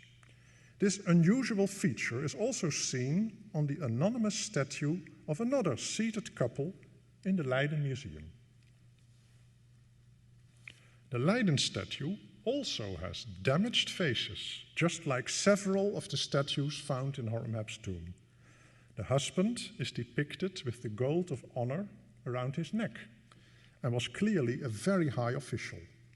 Like the British Museum statue, the Leiden one was acquired from the former collections of Giovanni d'Anastasi, who was Consul General for Sweden in Alexandria. The Leiden statue also shares some unusual stylistic features with the sculptures found in the tomb. These include the lotus stems hanging down at the back of the wife's head, a detail which can also be seen on one of the damaged dyads from Saqqara. We would like to conclude that this unfinished statue in Leiden is in fact yet another portrait of Haremhab and his wife. Another statue in Leiden depicts a kneeling man with offering table. It is unfinished, has been intentionally damaged, and has several stylistic details in common with the other statues mentioned. Moreover, it is very similar to another kneeling statue found in the Memphite tomb of Haremhab. We would propose that the figure in Leiden also came from the tomb in Saqqara, and this would bring the total number of statues in that tomb to at least 13, a clear sign of the elevated social position of the general even before he became pharaoh. The new discoveries have further demonstrated that Haremhab's Memphite tomb is unique in Egypt. This consideration motivated us to preserve it for posterity. Already in the 1980s, reconstruction of the tomb's inner courtyard was made possible by a Dutch grant, whereas the Egyptians restored the outer court and second pylon.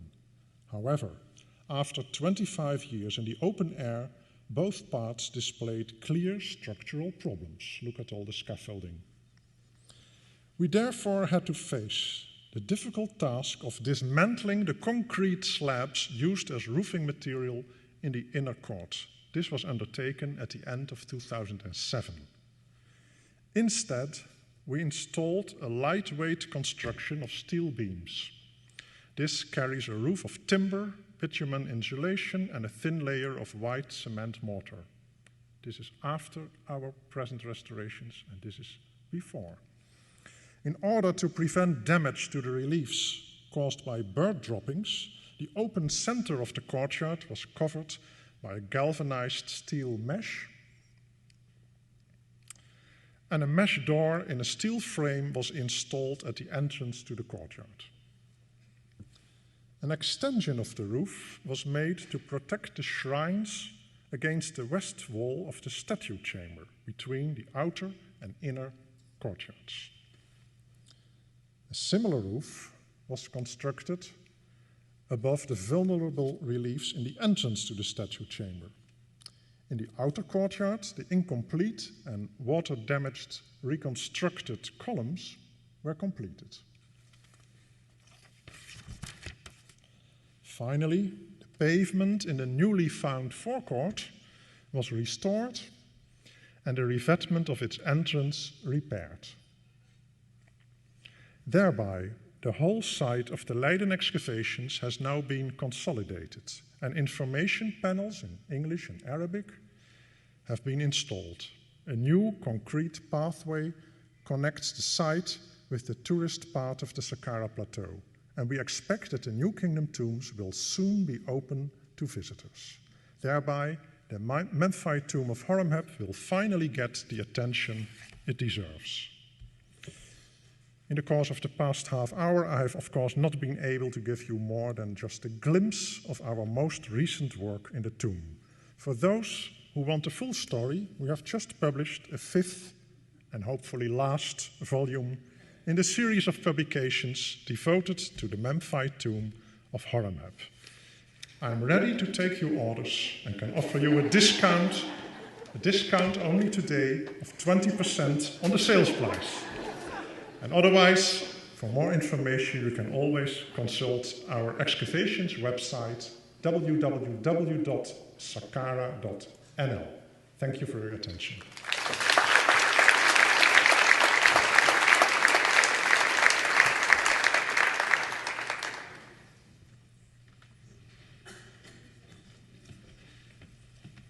What a wonderful story of a reconstruction and an identification of a statue. Our next speaker for the afternoon, let's see here, is Manfred Bietak. He was the Professor Emeritus of Egyptology at the University of Vienna, and he was previously the director of the Austrian Archaeological Institute in Cairo. He is currently the chairman of the Vienna Institute of Archaeological Science at the University of Vienna.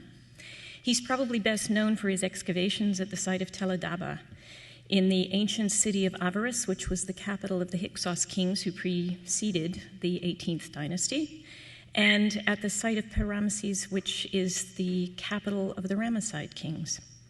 But today he's going to talk to us about Haremhab as a political and military strategist in the eastern Nile Delta. So please won't you welcome Professor Bietak.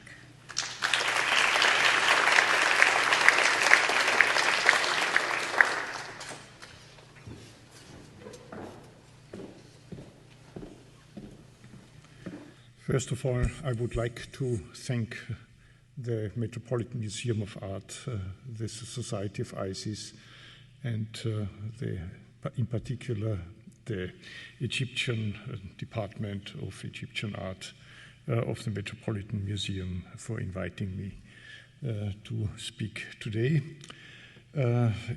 We had heard today quite a lot of Haremhab as from his more central part where he lived in Memphis. I will lead you now to another part of his activities, to the northeastern Nile Delta. The Nile Delta was always a very strategic area of Egypt, particularly the eastern Delta, which was nearest to the Near East. The delta was at that time quite smaller than today. The coastline was at least 50 kilometers in a southerly position, and also the lagoons were more in a southerly position and are largely unexplored in their precise extent. What would, however, be very important for exploring the river traffic and the harbors. Ancient harbors in the delta have to be near the sea, because there is a dictate by the Nile regime which ports cannot escape. If you want to support a harbor for seagoing ships, you need the sea, because in the first part of the year, number one, January, February, there is no traffic, no navigation in the Mediterranean at all. In antiquity, we know this very well from texts, papyri from the very late period, because of winter gales, because of fog. It was dangerous to have a navigation then. But then in March, till the coming of the flood in July, there was a period of dryness in which the Nile volume receded to 1/5 of its average volume. We know that river navigation was very difficult at the time. This small detail is overlooked by Egyptologists in general in trying to pinpoint where certain harbors had been in antiquity, particularly the famous harbor of Peru-Nefer, the major naval stronghold of Egypt in the Thutmoside period. It means that harbors had to be near the Mediterranean. Why? Because in the period of dryness, the empty Nile channels were filled with seawater, and only as far as the seawater can penetrate, you may have perennial sea harbors. The eastern delta is especially important because there the rivers have a northeasterly or east-northeasterly direction. This is an enormous advantage because in Egypt the wind blows steadily north-northwest, south-southeast, except if you have bad weather. This means you can sail and you can return under sails, half winds. You cannot have this in the western delta, where you can only enter before the wind and have to leave the delta without sails together with the Nile current. Taking this into consideration, it's very clear in the second millennium the most important zone of navigation for the Mediterranean was in the eastern part of the Nile Delta. But this implies also a danger, because enemies or pirates could enter easily and could leave easily under sails. The position of harbors in deltaic landscapes can be studied at every deltaic landscape. For instance, here in the Netherlands, you have all the famous harbors, Amsterdam, Rotterdam, Antwerp, Brugge, between 4 and 30 kilometers from the sea. And because the sea mouths are shallow and ships can have difficulties during the ebb to leave. So to have ships protected during winter gales, you need inshore harbors. The same is true for ancient Egypt. Again, a picture of the Rhine Delta. But in Egypt, you have pretty much the same. And one of the most important harbors for some time had been at the site of Tel Daba, where I spent quite a time exploring the site. It's a strategic position. The site is positioned at the Pelusiac branch of the Nile, only 30 kilometers from the open sea, and also the Horus Road finds its way between the Pelusiac branch of the Nile and the Bahr el-Baga drainage system into the eastern delta. Well, in the course of our surveys and excavations, we discovered by geophysical survey of the Austrian Archaeological Institute and by cooperation with the University of Lyon 2, this enormous harbor basin. It's 450 to 400 meters, a huge basin with an access channel and an exit channel leading back to the Nile, with a current which kept this enormous basin free of sediments. Hundreds of ships could be moored here, and this site, just for those who are less familiar with Egyptology, is identified with the capital of the Hyksos, Awaris, and we know from texts that Awaris was a very important harbor town where hundreds of ships could be moored, and Pyramesse, the southern part of Pyramesse, and it seems that the harbor function was kept until the times of the Ramessides, until the 20th dynasty. So there's an access channel and exit channel back into the Nile. You see also that the town was situated practically on a kind of island between the Pelusiac branch and an old water branch where the water was flowing only slowly, but nevertheless this protected the site very well. And the earliest part of the town during the Middle Kingdom concentrated on both sides of this basin, which surely was in the 12th dynasty much smaller than in the time of the New Kingdom. In the Hyksos period, when this site became capital of Egypt, of the 15th dynasty, who controlled at least the northern part of Egypt, this site grew to 250 hectares, which is about 1 square mile.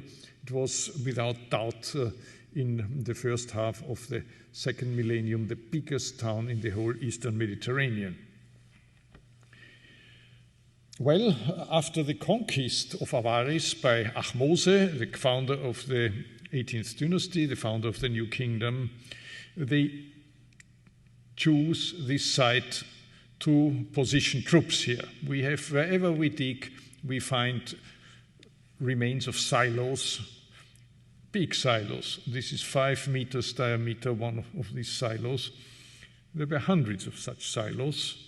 And later, we found evidence of campsites, tents. Here you see campfires, and cemeteries of soldiers. Mostly men between 18 to 25 years were buried here, many of them of Nubian origin. And we have to remember that at the same time, Egypt was engaged in warfare against the kingdom of Kush, south of Egypt in the modern Sudan.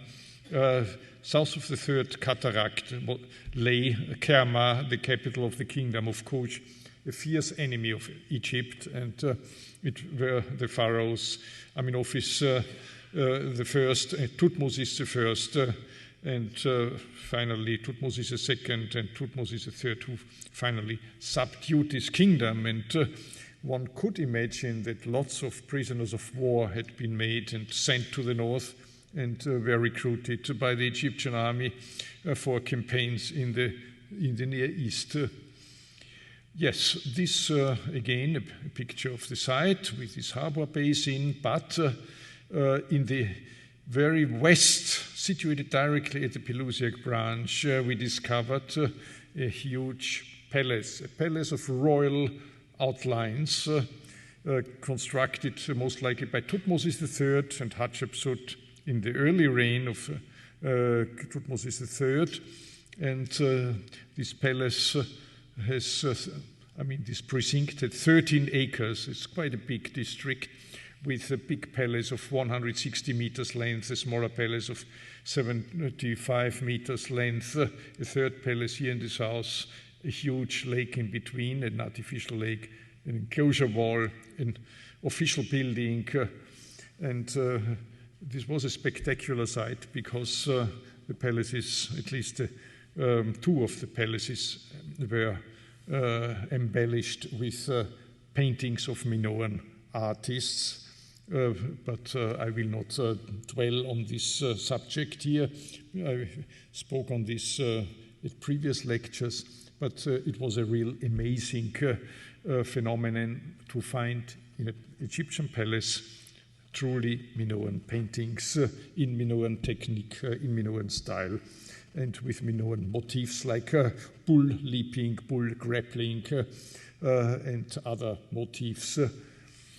Well, it's, according to my opinion, no coincidence that in the British Museum papyrus 10,056, which is a dockyard document mentioning how much wood and ropes and so on had been, how much materials have been spent to repair or to build even ships. And among those ships were also Keftiu ships. This means Cretan ships, and it seems that in the time of Thutmose III, there was the biggest or the most important connection between Egypt and Crete, and even as it seems now, Cretan ships were moored in the major naval base of Egypt at the time at Pero-Nefer. And there is no doubt in our days that this was Pero-Nefer. See the harbor, see the evidence of a palace of royal dimension, the connections with Crete, and of course the Nile regime, which dictates that harbors for seagoing ships, per annual harbors for seagoing ships, can only be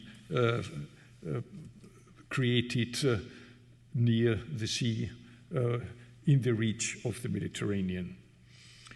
Well, this Pero-Nefer was particularly the place of the crown prince Amenhotep II, who followed Thutmose III in his reign, and it was particularly Amenhotep who also very often spent his time in this harbor and used it as a base for his campaigns in the Near East. And recently it's most interesting that we have evidence now, number one, that Amenhotep II fostered cults, Canaanite cults in Pero-Nefer. We have from this British Museum papyrus firm evidence that Canaanite cults existed in Pero-Nefer, but also in more remote border fortresses, which were constructed by Amenhotep II at Tel el-Borg, near Tel Hebwa, at the eastern edge of the Sinai. This is a stela recently found by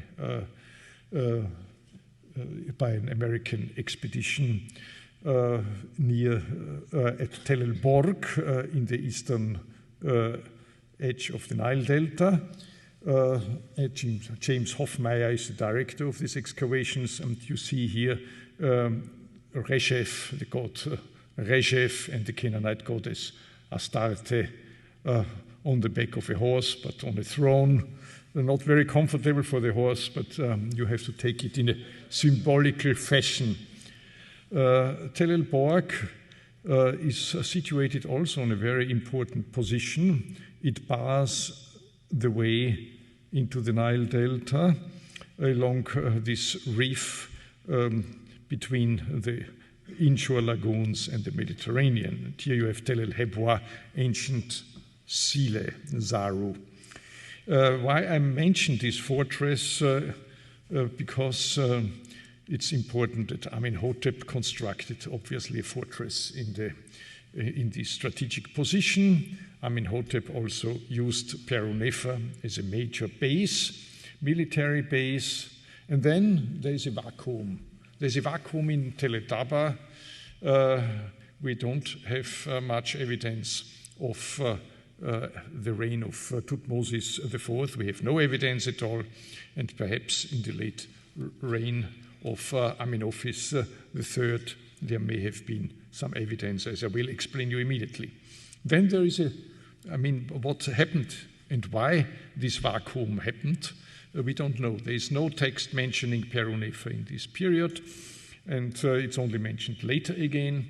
And also military installations on the Sinai only started again with a second fortress, much larger, which according to the pottery found there, which dates to the late 18th dynasty, according to David Aston, who is present, the pottery dates to the time of Haremhab again.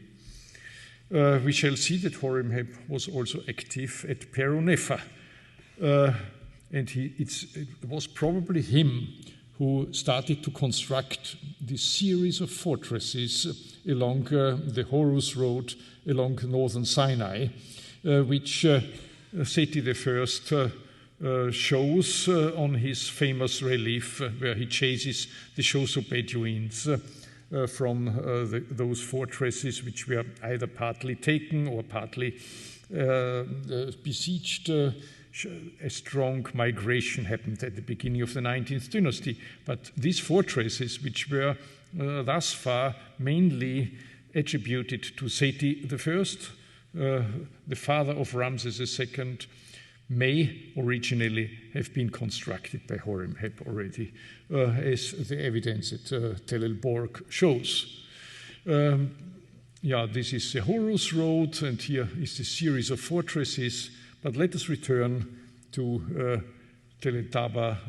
Let us return to Peru-Nefer. Yes, what I wanted to mention is the town of Zaru, and it was here that much later Ramses III defended Egypt against the Sea People, against the Philistines in particular, and at the same time it seems that Philistia was created by invasion of the so-called Sea People. But this phenomenon of the Sea People is a much older one, already in the time of Amenhotep III, the famous Amenhotep III, the father of Akhenaton, a high official of whom we heard already in 2 lectures today, Amenhotep, son of Hapu, originally a military official who became a very high and important official and later a sage and was considered even a saint. On the inscriptions of statues of him, we get evidence that he was charged to fortify the Nile mouths against pirates. And it seems that in this time, when Peru-Nefer was not active anymore, after Amenhotep II has passed away and the site was left idle, probably because of epidemics, but this is a pure guess. Also the fortress of Amenhotep II in the northern Sinai was abandoned. It seems that pirates, perhaps early Sea People, Sheridan, took advantage of this situation and entered the Nile branches and raided Egyptian villages and perhaps even towns. This official was charged to fortify the Nile branches, and the best Nile branches to enter, as I have tried to explain you, because of the winds, the north-northwest, south-southeast going winds, were the easternmost Nile branches, because you could sail into them and you could leave them under sails. We have here evidence by geophysical surveying supplied by the Austrian Archaeological Institute. We have evidence of a fortress wall here, on top of which Haremhab constructed a fortress wall.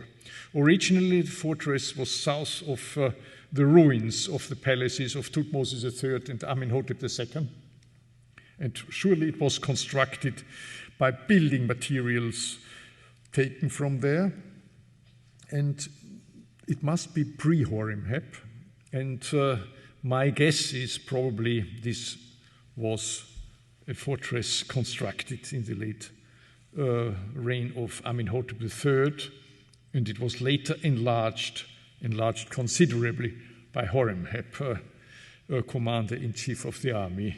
And because in this time, as we heard in a previous lecture, Egypt was confronted with a new superpower, the Hittites, who used the Amarna period in the reign of Akhenaton to move southwards, and it was only Haremhab who tried to oppose them, to check them.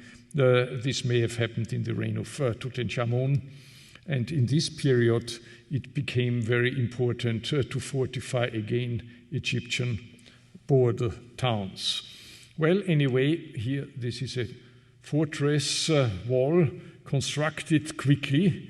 It has nearly no foundations, but it has buttresses. It cuts through the ruins of the palace of Thutmose III, which must have been already dismantled in order to build the previous fortress, which was to the south of this palace site. And if you can see, this fortress wall continues with a slight bend across this access channel, which was obviously closed. It continues to the east. It must have enclosed the whole harbor. Surely the fortress wall didn't return here. The fortress must have been large, and there is every reason to believe so. Here you can see these fortress walls again. Even you can see the buttresses on this geomagnetic site survey. And here we are. This is the fortress of pre-Haremhab. This is the fortress wall of Haremhab. And most probably it covered the whole Jezira, the whole Turtleback, and protected this harbor basin, which was still accessible from the other channel, but it also must have enclosed the temple of Set, which was renewed by Haremhab. The temple of Set was originally a temple of the Hyksos, because Set of Avaris, it was a formidable temple in the time of the later New Kingdom, 500 meters north-south. And we found a block within this temple, precinct, which we have hardly touched yet in excavation, and found a lintel of Haremhab. But perhaps this is a palimpsest, because it's deeply cut, and there seems to be a previous prenomen, belonging to Tutankhamun. So it is clear that the temple of the Hyksos god Set, who had the features of the Levantine or Canaanite god Baal-Zephon, and not of the Egyptian god Set. This was the Syrian storm god Baal-Zephon, as you can see from this stela from Ugarit, where you see that the god has the same iconographic features. Another stela in Syrian style from Ugarit. The god had a very high cap, but two horns, also on this stela of 400 years, which dates to the time of Ramesses II, but which originates from the temple of Set of Avaris, which was at the southern part of Pyramesse, as we know from the Papyrus Anastasis 2 and 4. Anyway, the origin of the cult of this god is from the time of the late 12th and 13th dynasties, when Canaanite settlers settled in Avaris and later founded the kingdom of the Hyksos. We have found a cylinder seal with the northern Syrian storm god Baal-Zephon as patron of the ships, very meaningful for a harbor, and as the one who has, he's a victor over the sea, represented by the snake Yam on a podest. Yam is a god, the god of the sea. And here is Balziphon as a patron of the sailors. We also have other evidence from the Hyksos period of Near Eastern cults. Here a huge temple which is to the south of the Hyksos temple of Set. Here an excavation of what is known of the temple of Set of the New Kingdom. Just an edge was excavated where we secured this lintel. And it is important that the Temenos wall was all surrounded by a tree grove. Wherever we excavated here, we found in regular distance from each other tree pits going down 5 meters and more. Well, it's important also to appreciate the relationship between Haremhab and what was previously in this precinct in the northeastern delta in Awaris, the old capital of the Hyksos, people originating from the Near East. This is a scarab which is on display in the exhibition, and we only had a look at it yesterday, and I could include it in my lecture. And what is striking, not only you have the name of Haremhab, but the iconography you find on this scarab is partly Hyksos. This sun disk with these very strange wings, and also the tripartite division of the scarab with a sanctuary in the center where the king is mentioned as beloved by Amon-Re and beloved by Ptah. Both had the epithet Lord of Heaven, but the planning or the pattern of this scarab and this winged disc, these are features from Hyksos scarabs. Surely this scarab here was produced in the north at the site of ancient Awaris, and this means that we have evidence also by other means that the original Hyksos population continued at Awaris and was not expelled, and their cultural features continued till far into the New Kingdom. And there was an awareness even of the 19th dynasty who originated from there about a kind of tradition. For this very reason, they propagated their origin from this god Set, according to the stela of 400 years, which I've shown you previously. Here 2 Hyksos scarabs, which number 1 show this tripartite pattern, number 2 here the winged sun disk. Something else is interesting. At Teledaba Gantir to the east, at Jezira Zamana, was found a knob of faience with the names of Haremhab. This is not this knob which was, or this button which was found there, but the Metropolitan Museum has a very good parallel here from Tutankhamun, here from King Haremhab. A similar find originates from Jezira Zamana, which is in the Cairo Museum now. Difficult to access, but Jezira Zamana is here, and it was Haremhab who created here not only an enormous fortress, but we also have some evidence that he created a residence here, and perhaps was personally resident here for some times in his career. Here you see fragments of faience and alabaster tiles in a very palatial style, which suggests that within the fortress there must have been a royal residence, or at least a residence of a very high dignitary, which could have been Haremhab. Unfortunately, everything was razed away by the plow, but we still found those tiles. Well, it was Haremhab who laid practically the foundations with the fortress, the harbor, the reanimation of the harbor, the temple of Suttech, the reconstruction of the temple of Suttech, and also with the first installations already at Cantir in the north, according to Edgar Pusch. He was perhaps to be considered the mastermind of a residence here in the north, nearer to the political arena of this period, because Egypt was engaged in warfare, not only with the Hittites, but later also with the Syro-Palestinian states.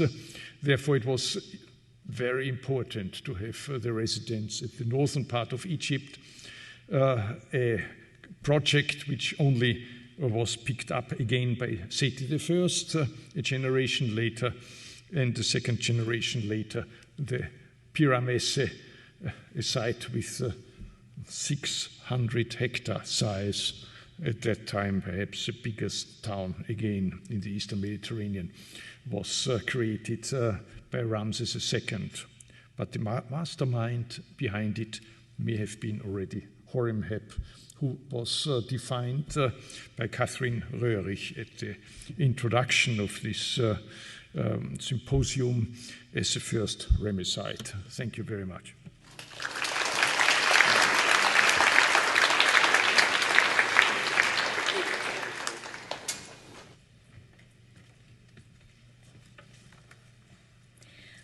Our next lecturer is Nicholas Reeves, who this year is the Sylvan C. Coleman and Pamela Coleman Memorial Fund Fellow in the Department of Egyptian Art here at the Metropolitan Museum of Art. Before coming to us, he was a curator of Egyptian and classical art at the Myers Museum at Eton College. He has also conducted excavations in the Valley of the Kings with the Amarna Royal Tombs project. He is a specialist in the Valley of the Kings, but also in the time of Tutankhamun. And today he's going to talk to us about the coffin of Haremhab. So please, won't you welcome Dr. Nicholas Reeves.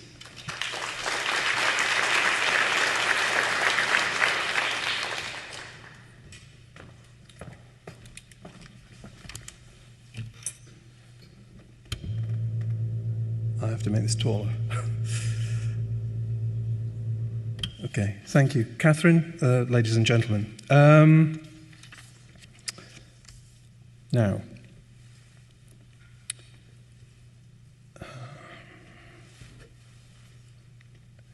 okay. Now, by far the finest of the royal coffins recovered from the Deir el-Bahri cache in 1881 is that now published as Cairo Catalogue Général 61020, docketed for and containing the rewrapped mummy of Ramesses II. Despite the labelling and content, however, it's widely accepted that this coffin did not form part of Ramesses II's primary burial equipment. Since the coffin's face bears little resemblance to the pinch-mouthed, high-nosed Ramesses II, art historians have long argued that it must be a replacement. Originally made for an earlier king and supplied second-hand for Ramesses II's reuse at the end of the New Kingdom. It's an assessment with which, in general terms, I'm happy to concur, but much remains unexplained. The precise ownership of the coffin has never been convincingly demonstrated, nor have the logistics of Ramesses II's appropriation of the piece ever been considered. These, then, are the aims of my talk today. Given its obvious Amarna influences, the date of manufacture of CG 61020 clearly falls within the last quarter of the 14th century BC. Precisely where within that 25-year time frame, however, has never been agreed, nor, it seems, fully investigated. Three very different kings have variously been candidates: I, Haremhab, and Ramesses I. Although the list is relatively short, the actual process of facial comparison is far from straightforward.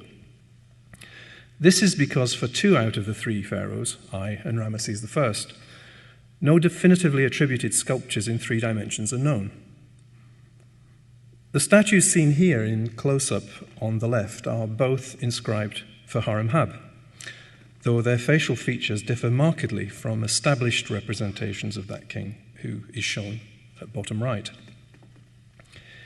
If sculptures of this quality don't actually look like the king whose names they carry, then there's a clear possibility that these names are added, i.e. in this instance that the Berlin and Vienna statues are images of an earlier king, which Haremhab had subsequently usurped.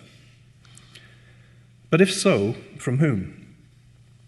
Since they resemble facially no identified pharaoh known to have ruled before Haremhab, by a simple process of elimination, a clear favorite must be the one immediate predecessor king for whom no named images are known, and that is I. This is a conclusion which, somewhat reassuringly, I find was shared by B.V. Bothmer, who was inclined to see in the wide, still intact base to these statues' largely reconstructed noses a likely diagnostic feature of I's official image. If the Berlin and Vienna statues are indeed of I, and it seems to me they can scarcely be of anyone else, then it will be obvious that with their piggy eyes and large noses, neither bears the slightest resemblance to the face of CG 61020.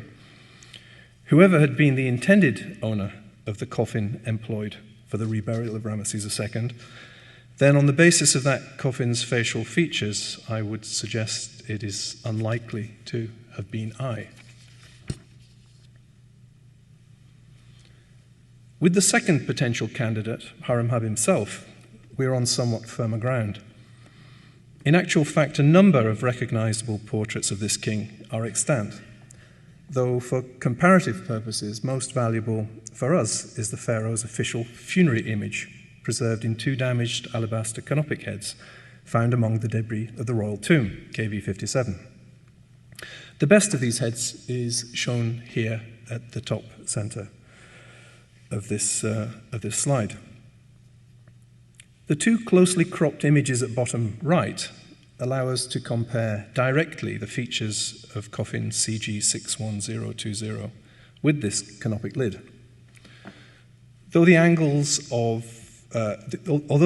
at which the 2 photographs are taken differ slightly, the similarities between the 2 pieces are striking, with each displaying the same triangular-shaped face, the same distinctive eyes, and an identical nose and mouth. In assessing the claims of our third potential candidate, Ramesses I, once again, a basic problem is that no definitively identified representations of this pharaoh in 3 dimensions are known. What we do have, however, are images of the man while still the vizier Paramesu, though there are clear difficulties in attempting to recognize in the face of a private sculpture anything approaching subject reality. The reason for this, of course, is that the vast majority of private images tend to carry the features not of the owner himself, but of his ruling king. In a few better quality private works, however, it seems that selected personal characteristics do occasionally shine through. Consider Paramesu's face as seen here in the less formalized of his 2 Karnak statues. In the piece's 3/4 profile on the right, there's a clear echo of the triangular-shaped face of Haremhab, the king who ruled at the time. Who ruled at the time Paramesu's sculpture was made. Not so the front view. This presents a very different aspect, combining with Haremhab's somewhat pointed chin a distinct roundness of face not found in any image of Haremhab as king. Not by chance, I think, is this same plumpness found in certain 2-dimensional images named for Ramesses I, as here on the right in a relief in the vestibule of the 2nd pylon at Karnak. The inference is that facial roundness may have been Paramesu, Ramesses I's dominating facial characteristic. And if that is the case, then it may be a feature we can employ in recognizing a three-dimensional image of this man in his kingly role. The small limestone sculpture shown here at bottom right is an uninscribed and fragmented dyad of a king and his queen, showing clear Amarna influences. A piece currently divided between the Musée d'Art et d'Histoire in Geneva, 12440, and the Hermitage in St. Petersburg, 18577. Here again, the features of the principal subject are distinguished by an obvious plumpness, a feature which has so far prevented any convincing attribution. Might it just be Ramesses I, his sole surviving representation in 3 dimensions? If the Geneva sculpture truly does give a flavour of Ramesses I's official portrait, plump and round-faced, then the implications for our present investigation are significant, for the sculpture bears no overall resemblance to the face of coffin CG 61020. If this coffin had not originally been made for eye, then neither, I suspect, had it been intended for Ramesses I. On the basis of facial characteristics, then, the strongest contender for the original ownership of coffin CG 61020 is clearly Haremhab. And here we see again close-ups of the face of the coffin, left, and a detail of the canopic lid on the right. They're virtually identical, as I think you'll agree. But is there anything further that might allow us to actually prove this attribution? One puzzle thrown up by the identification is the logistics of it all. Other than the coffin CG 61020, not a trace of Haremhab's presence may be discerned in either the Deir al-Bahri or Amenhotep II caches. If Haremhab had been the coffin's original owner, as the face does indeed suggest, then would we not expect his mummy to be present within DB 320 also? Or is it possible that there were other circumstances under which Ramesses II had an opportunity to draw upon Haremhab's funerary equipment? To answer this, we need to turn from art to inscriptions. We see here Alan Gardner's manuscript notebook number 70, now preserved in the Griffith Institute, Oxford, opened at pages 68 to 69. These 2 pages contain transcriptions of a group of hieratic graffiti, now sadly disappeared, which Gardner had observed in September 1909, written in ink at the entrance to KV 57, Haremhab's tomb in the Valley of the Kings. By the personnel named, in particular the scribe Butahamen and his son Jehuti Mosi, these texts date to the era Wehem Mesut, repeating of births, a 10-year period at the end of the New Kingdom, roughly 1080 to 1070 BC. Though all 5 of the inscriptions appear to be broadly associated, my immediate comments will be restricted to dockets 1 and 5, shown highlighted here, which records specific dated phases of activity within Haremhab's tomb. In the first of these texts, Graffito 1, the opening 3-line hymn to Amun-Re does not immediately concern us. Gardner's transcription of the remainder of this docket, though, translates as follows. Written in year 4, 4th month of inundation season, day 22, by the scribe of the army, Butahamen, after he came to cause the command, Sejem Medu, to be carried out in the house of eternity in the tomb of King Jesekeperu-Re Setepen-Re, Haremhab, life, prosperity, health. The second important text, Graffito number 5, reads thus. Year 6, second query, month of inundation, day 12. Day of something the something of King Jesekeperu-Re Setepen-Re by the Vizier and General Herihor. Although a degree of uncertainty exists concerning the precise month in which this was written, other dockets we'll consider further below, clearly from the same series, indicate that Gardner's ventured reading second month was in fact very likely. The era itself, Wehem Mesut, repeating of births, assumed in the case of graffito number 1, is of course confirmed here by the apparent reference to Harry-Hor. More of a problem in the interpretation of this text is the correct reading of the verb and its object. The hieratic of the former Gardner initially transcribed as fai, which would translate as something like remove. During a subsequent revision, however, he evidently toyed with an alternative reading, sheni, with the meaning investigate into. Either would suit the context.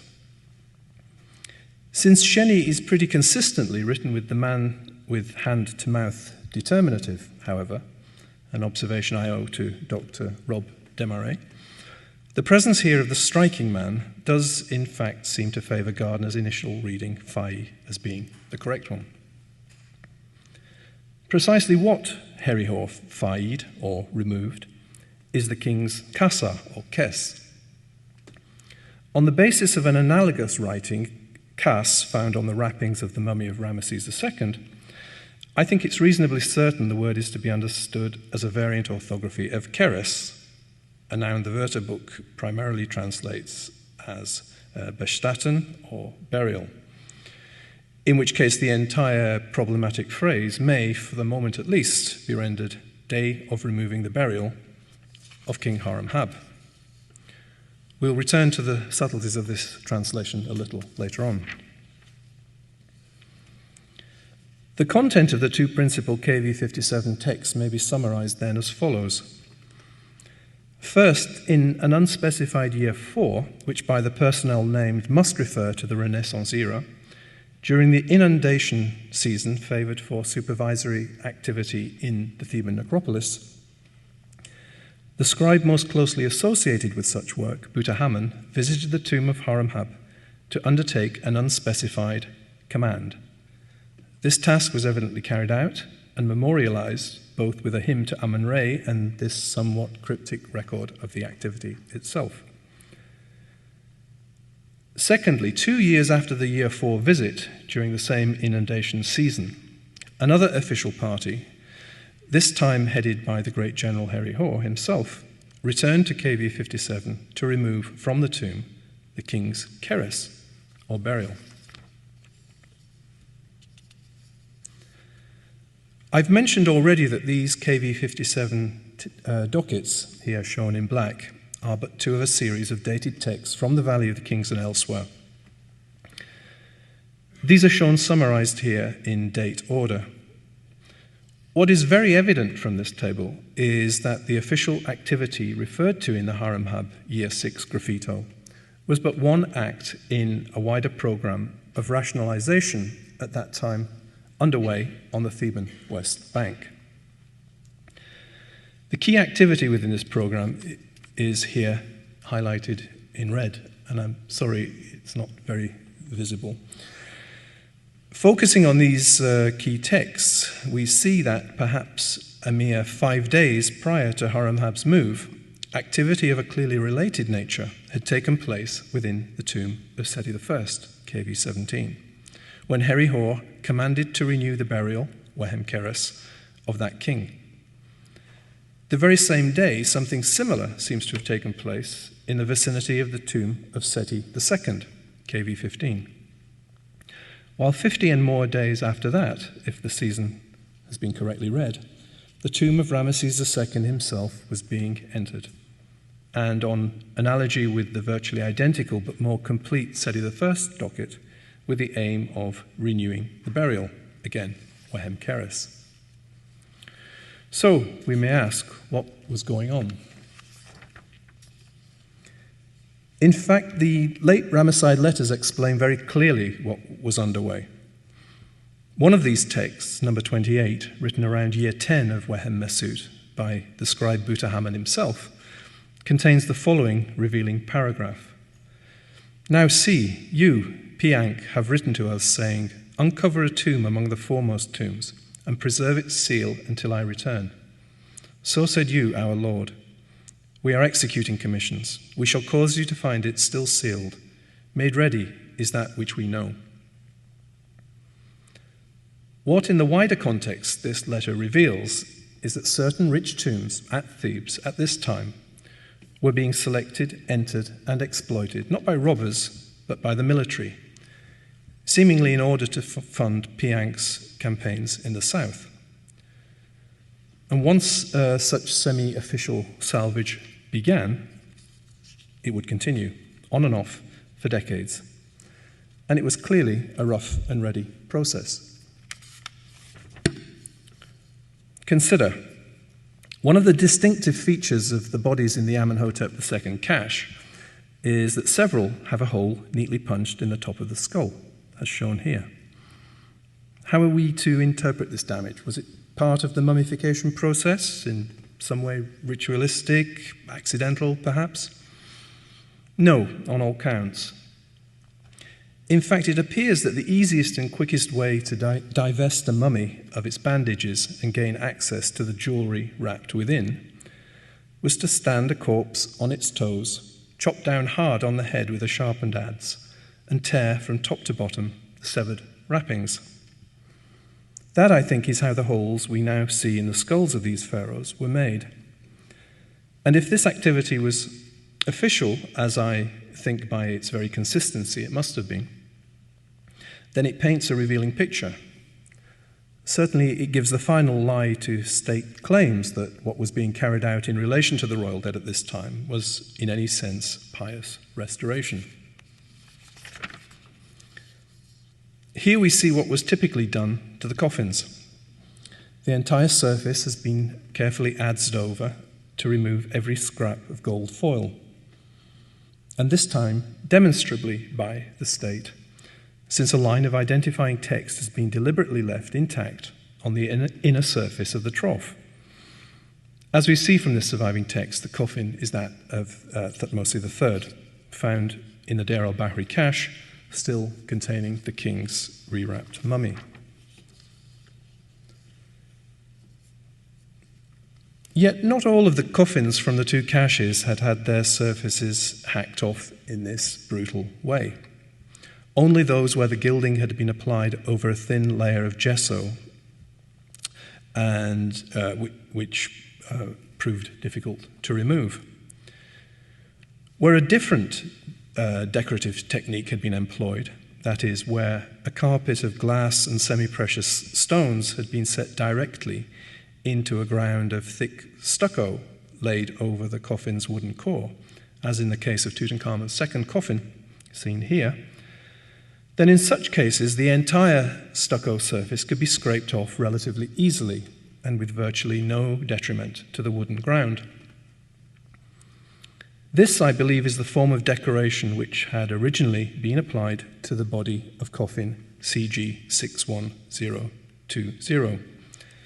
Carefully scraped off and sanded off to reveal a wooden core in such apparently pristine condition that it has frequently misled us, the Egyptologists, to regard the coffin as an unused blank. Not so. Similarly with this coffin's well-preserved face. In contrast with the thinly gilded surface of Thutmose III's coffin, which could be removed only by hacking, it's obvious that the face of CG 61020 must have been covered originally with a separately modelled mask of thick gold sheet, incorporating inlaid eyes. Similar in construction to the now damaged precious metal face on the Tomb 55 coffin, seen here on the left. Obviously, a covering of this sort would have been detached relatively simply, and if care were taken, without causing damage to the beautifully carved features of the underlying wood.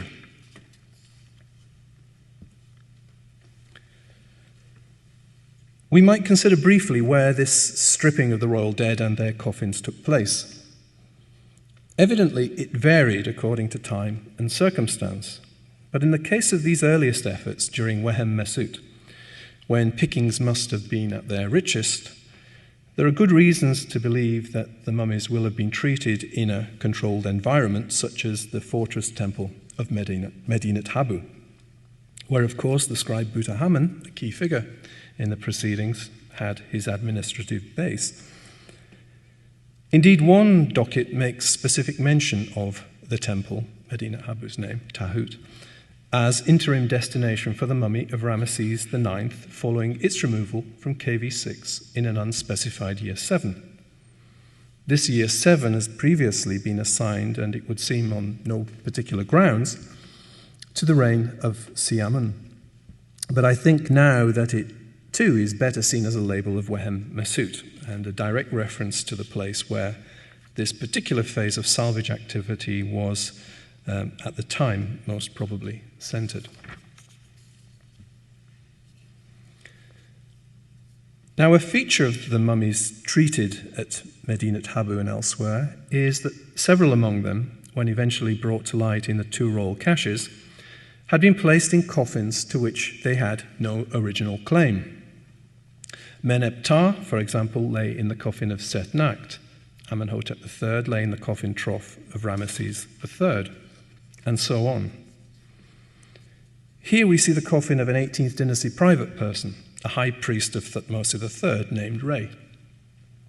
Clearly, Re's burial had also been accessed for salvage by the ancient authorities, after which his coffin was reused for the mummy of Ramesses VI during that king's journey to the cache in the tomb of Amenhotep II.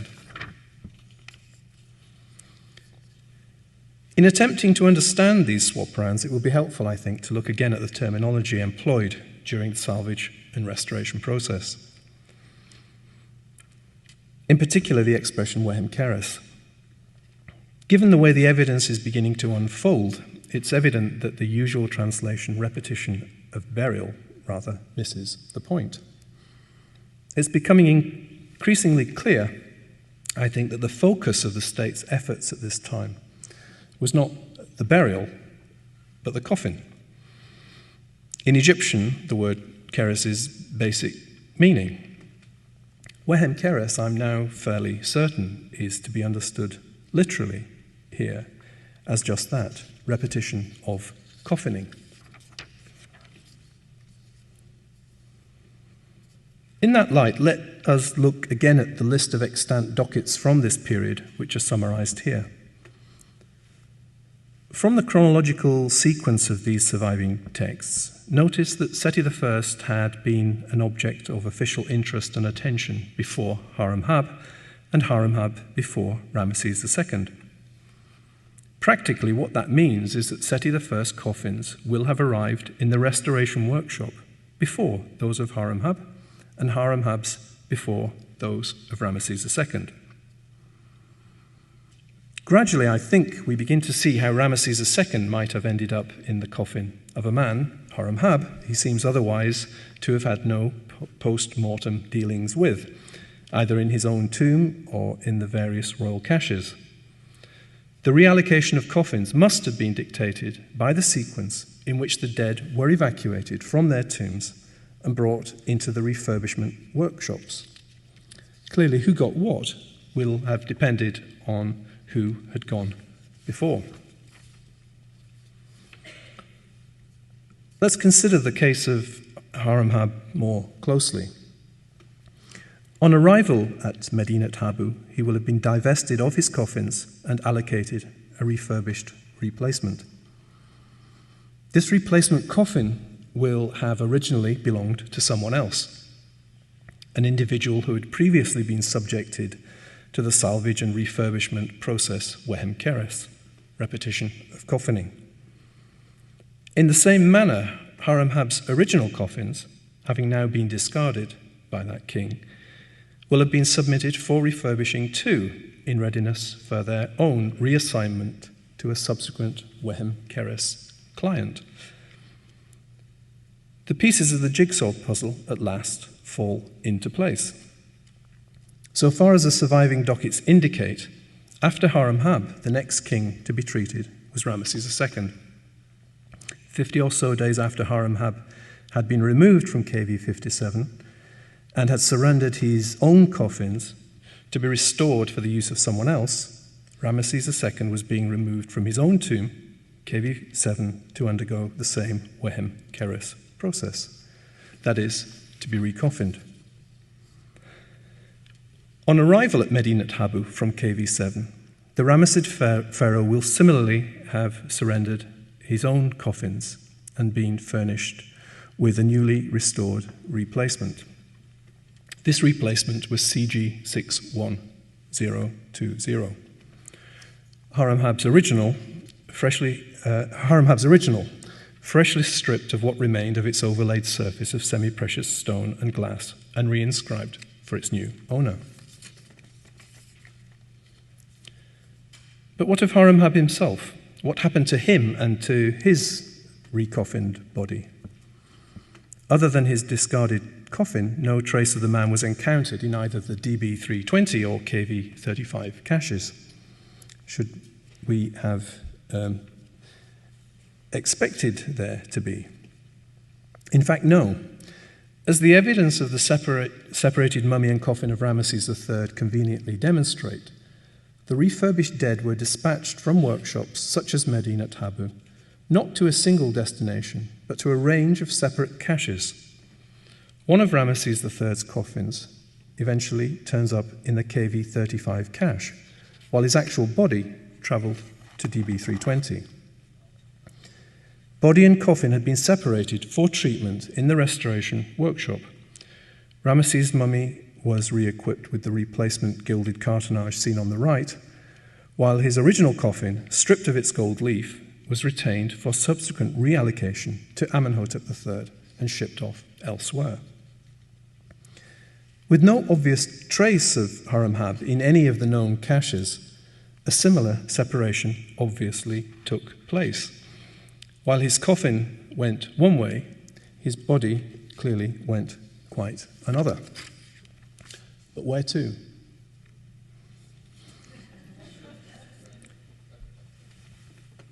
The likelihood is, in fact, that the body was returned to its original tomb, KV57, in the Valley of the Kings, now officially stripped of its valuables, but we may suppose otherwise left in good order. In fact, this final journey we might be able to demonstrate. The tomb of Haremhab, as brought to light by Theodore Davis in 1908, was a wreck, the burial smashed, stripped of all precious materials, and its surviving contents strewn around. These contents are worth considering in more detail, though.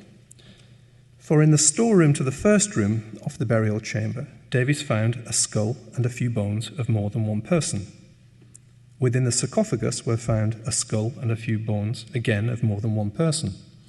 While in a little side chamber on the right of the sarcophagus were two skulls and some broken bones lying in the corner. Potentially that adds up to quite a few people, certainly more, I think, than can readily be accounted for in the tomb's original 18th dynasty roster. In fact, these multiple human remains, taken in conjunction with the presence of dead flowers found here and there amidst the debris, a characteristic feature of burials and reburials of the Third Intermediate period, raise an interesting possibility that not only was Haremhab himself restored and returned to KV57, but that other refurbished royal mummies were deposited here alongside, in the same way that Ramesses II, following his restoration, was removed back not to his own tomb, KV7, but to KV17, the tomb of Seti I. It's a distinct possibility, in other words, that in its final manifestation, KV57 served as another cache of mummies containing those royal dead of whom no trace was discovered either in DB320 or the tomb of Amenhotep II, KV35. But if so, it was a cache with one significant difference. Whereas by a miracle, DB320 and KV35 survived relatively intact down to modern times, the cache within the tomb of Haremhab, KV57, did not. Clearly during or after the first millennium BC, it was entered again by persons unknown and its remaining contents utterly destroyed. To conclude, beyond Haremhab's sarcophagus and a few broken fragments of his canopic chest and funerary equipment, only one significant item from this king's burial is preserved to us today.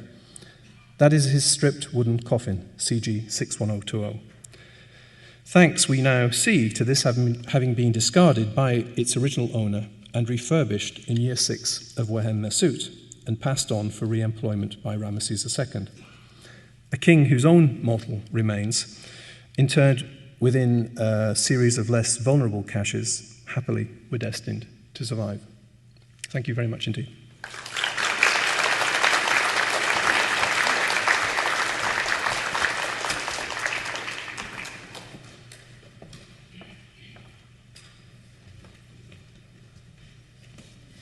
So here we have another potential association between Haremhab and Ramses II.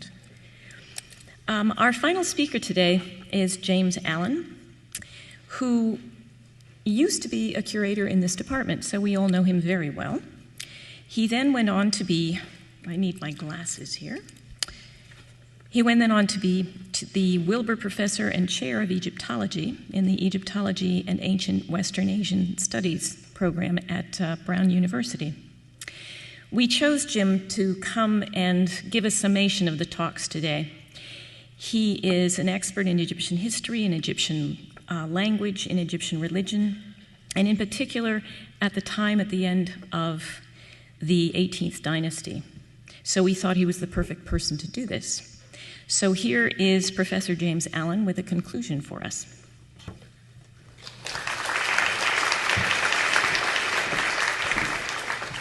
Thank you, Catherine, and thanks to all the speakers today. I've been given the task, as you heard, of summarizing today's talks.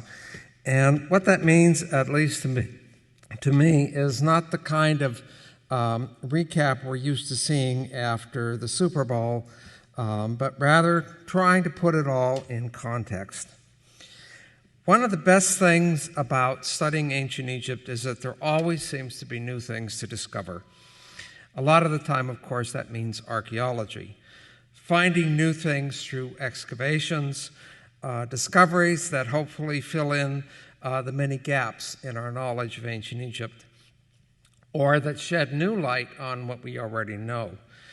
But it also means rethinking the evidence that we already have, textual and artistic, as well as archaeological, to try to make better sense of what we already know, or at least what we think we know. This museum is at the forefront of those kinds of efforts.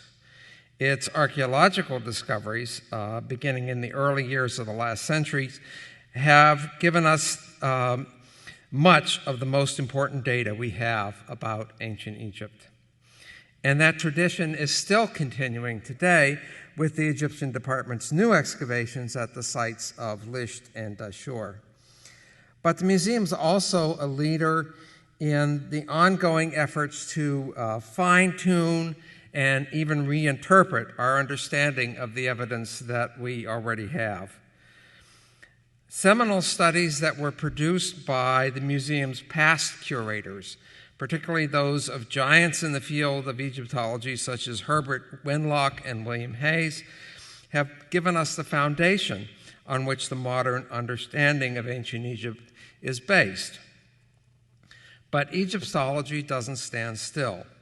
Those classic studies, as fundamental as they are also flawed in some ways.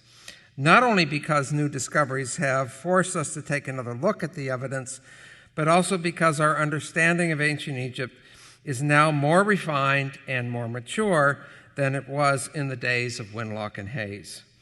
And much of that refinement has come from the work of the museum's present curators, in particular the archaeological and artistic studies of Dieter and Dorothea Arnold. Today's symposium and the exhibition that it complements is an example of that kind of ongoing effort. The Pharaoh Haremhab has been one of the more neglected corners of ancient Egypt's history and culture. Now, how do I do this? Forward. Forward. There we go. We grew up with the image of Haremhab that's represented by this picture. It's from the 1954 film, The Egyptian.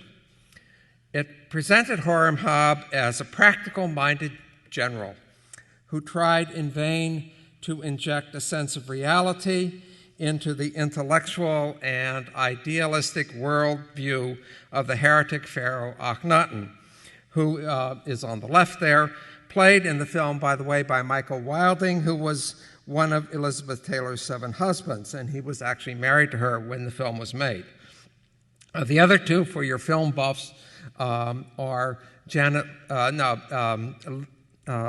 Simmons and Gene Tierney. As my wife Susan says, for many of us, Haremhab will always be Victor Mature.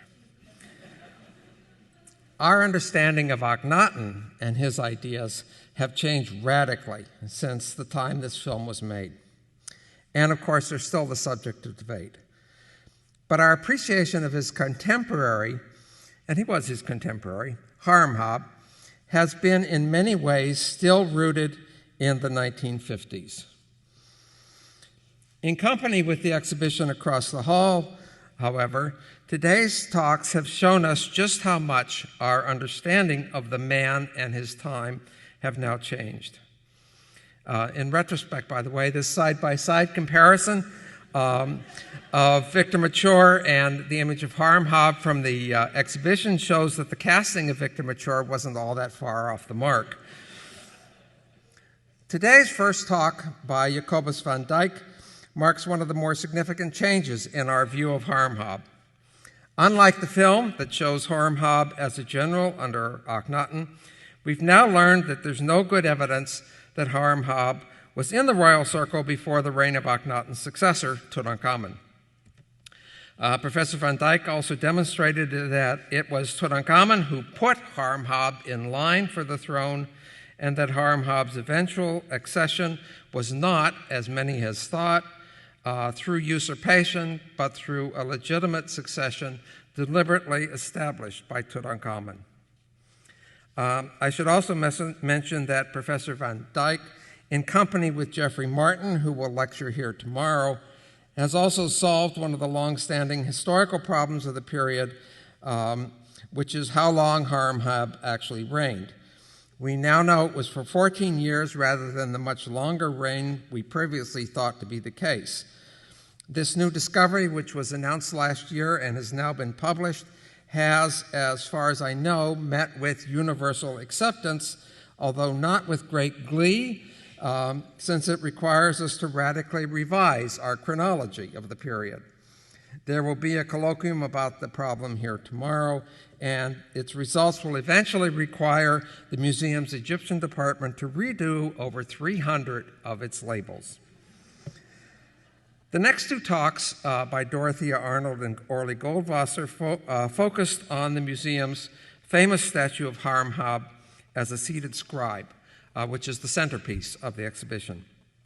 Dr. Arnold gave us a careful look at the iconography and the cultural background of the statue and put it in context for us in the way that only she can do.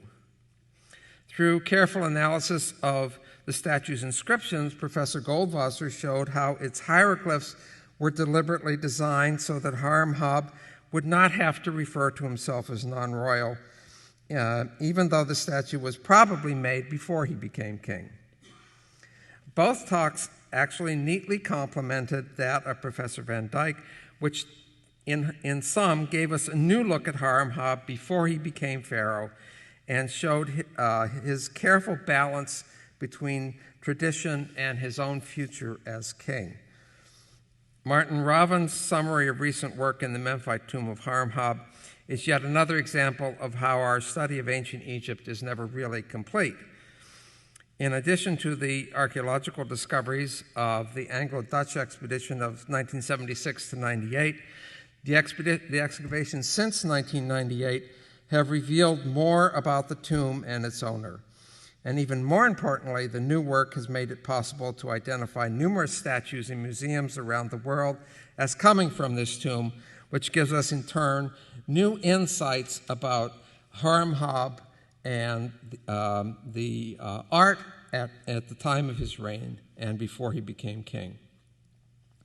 Manfred Bitock's archaeological work in the Delta reveals the extent to which Haremhab's military experience as a military leader under Tutankhamun informed his subsequent building policy in the Delta when he became king.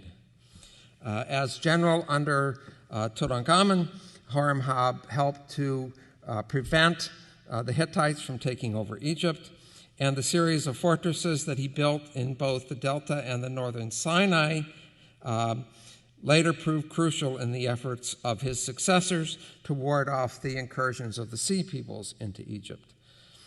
And finally, Nicholas Reeves' talk took us to the end of Haremhab's life, or actually after the end of Haremhab's life, with an amazing examination, archival, archaeological, and textual, putting back the pieces of the puzzle to identify Haremhab's sarcophagus and to give us, again, another major piece of artwork from his time. So what have we learned from today's symposium? Well, first of all, a great deal than we previously suspected about Haremhab's career before he became king. We now know he was designated by Tutankhamun as that king's successor, and this gives us new insight into the monuments and artwork built by Haremhab during the time before he came to the throne. And that in turn allows us to better interpret Haremhab's policies as king and to better appreciate his pivotal role, as mentioned many times today, in the transition from the end of the Amarna period, the time of Akhenaten, to the new Renaissance that Egypt experienced in the early 19th dynasty. We've come, in short, from the hazy, marginal, and inaccurate view of Haremhab epitomized by this image to a more vivid understanding of him as one of Egypt's greatest pharaohs. Please join with me in applauding today's speakers for the remarkable scholarship and Dorothea Arnold for her vision in organizing the exhibition and this symposium.